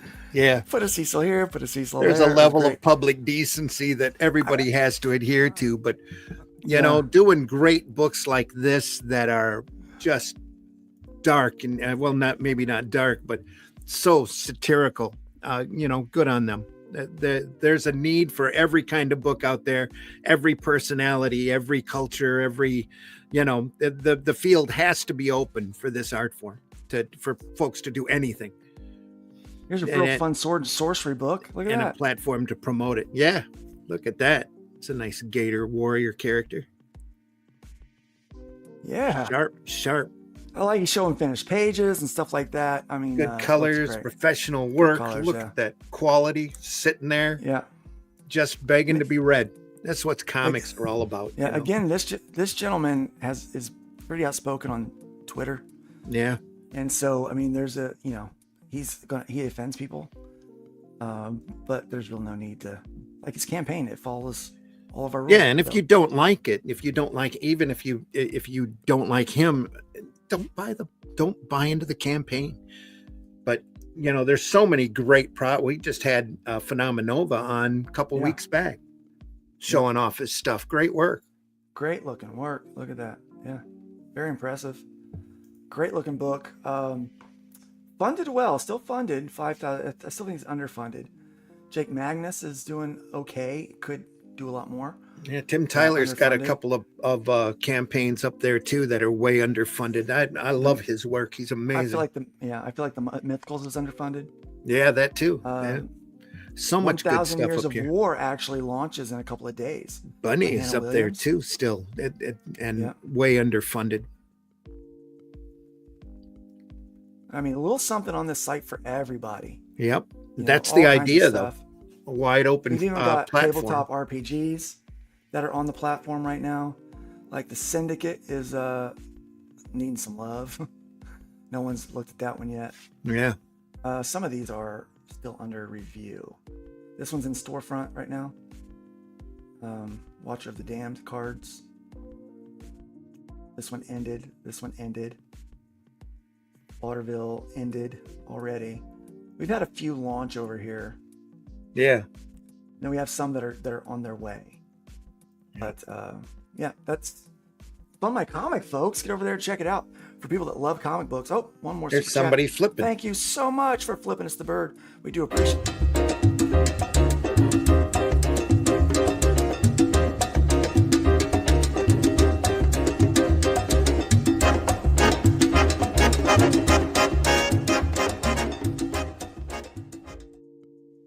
Love this guy. I really do. Hello, lads. Hope you're having an extra crispy morning, except for Luke, who can't verb a noun worth an adjective noun. Well put. Well put. And all of our writers in the group should be able to figure that one out, shouldn't you? There we are. Figured that right out. So, yeah. Don Longbox is getting ready to launch on FMC for Heroic Tales #2. The first one did great. What Yeah. a fantastic looking book he did. Just so many good things. Like, I think The Mythicals is underfunded. 100 Years of War launches in a couple days. Bunny is way underfunded. Bolt Action. Only $373 Bunny's bucks on that one. Way underfunded. Yeah. Give him more money. That book is so interesting and intriguing. Project Noasis is 15 days left to go. Only needs $500, but it's only got a couple of backers on this. 3 backers. What is going on, guys? We featured this book a couple of last week. The designs are really cool. Very neat stuff. Very neat stuff. Love the artwork. Love the energy. Guys, just don't stop sleeping on this. Indiegogo, Fund My Comic, Indiegogo, Kickstarter. These websites, I'm not going to try to disparage these sites really too much. I might a little bit, but not too much. But they are... I don't want to disparage the platforms, but I should certainly no. disparage their gatekeeping. Yeah, but everybody's got, they've got 5% of their audience is comic books. 5% of their content is comic books. 100% of what we do is comic books. So 100% of the people that come onto this website are trying to make their dreams come true. Like they're doing their best. They're trying to fund. Many of these people are working full-time jobs and doing this as passion projects. Yep. And so I just, I'm happy to be a part of seeing these things come to life. And even the ones that maybe other people don't like. Right? Like, here's the thing. If you like Can't John please or not, everybody. John deserves to be able to sell books. Yeah. Right? I think everyone should be able to have a livelihood. They deserve that opportunity to sell books. Yeah.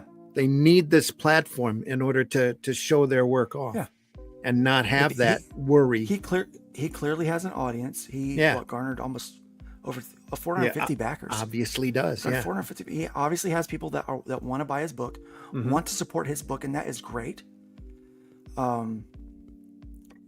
He needs to be able to sell to his audience, to connect with his audience, and that's why we're here, because someone has been successful in getting him kicked off of every other platform. Needs to have that opportunity. The FMC doesn't have a green section or specific standards or a political standing that you have to adhere to in order to get listed. We are. You just have to fit basic public decency standards. Right. Yeah. And That's all it present. takes. Yep. Present your book. Yeah, that's all it takes. And Before we leave, I just want to say I do 2 podcasts a week where we look at great comics. And this week, tomorrow morning at 5 a.m., speaking of 2000 AD, we're going to be looking at Slain with Mike McMahon artwork. It's fantastic stuff. If you like Simon Bisley, if you like Barbarians, look at that. And then on Sunday, we're taking, because it's Valentine's Day, we're going to take a look at some romance comics with Agonizing Love. And you might think, romance comics, great stuff. Believe me. Great. I'm telling you, it's hard to do. This is sequential work that isn't booms and bangs and pows and zaps. This is a genre that Jack Kirby and Joe Simon created in order to feed their families back in the 50s. Excellent work, yeah. And just exploded all the way through the mid 70s. And the book is thick. And we'll be looking at all these great romance titles then. That's Sunday Funnies at 9 a.m. Eastern time. And then you can find that at Indie Comics Network and Comic Book Black Belt and the Randy Zim YouTube channel. I don't know that it's So it's a comic about a dominatrix? She was Who covered. was that? Yeah. I don't know. She was covered? No, it's good stuff. Good stuff. Oh, okay. Yeah, well, that's been our show for today. Yeah. A lot of fun things out there. Let's see if we can get some U.S. aid money to make some more comics. Only that was Unfortunately, it won't be. Man. Yeah, if only that was available. We could fund every person on Fund My Comic right now. I think that'd be amazing to do that. Give them the money they need to get out there. Yeah. Make some books, man. And I think the more books that we have to read, the better. I'm gonna go buy some comics. That's what I'm gonna do. I just saw the last penciled page for the Atlantean 2 this morning that Russ Leach did. Atlantean continues the adventures of Kull and Brule. Atlantean 1 was and again, we're exclusively through FMC. It's the adventures of Kull and Brule from the Shadow Kingdom. I write it, Russ Leach draws it, and it's just a great book. Painted covers. Atlantean 1 is already out there. And we'll be offering that again on the Atlantean 2 campaign as well as your the Shadow covers, Kingdom. man? It's a variety of people. We're looking for great painters. Work, man. Just fun, fantastic stuff. If you like sword and sorcery material, Pedro just finished a trailer that we'll probably have what we'll feature on Atlantean 2 as well. That just covers the entire series. Sword and sorcery fun, folks. Barbarians, axes, blood, and boobs. And all sorts of fun. I'm gonna go out and buy some more. Okay. And I think you should too. There we are. Exactly right. You Sorry, should hashtag too. always be promoting. Yeah. Well, I think Gail's pretty happy with what we did. Yay! Think about what you've accomplished. I think we've accomplished quite a bit today. That's an old clip. Yeah. Yeah. I think we've done a good job. We've covered about everything we can.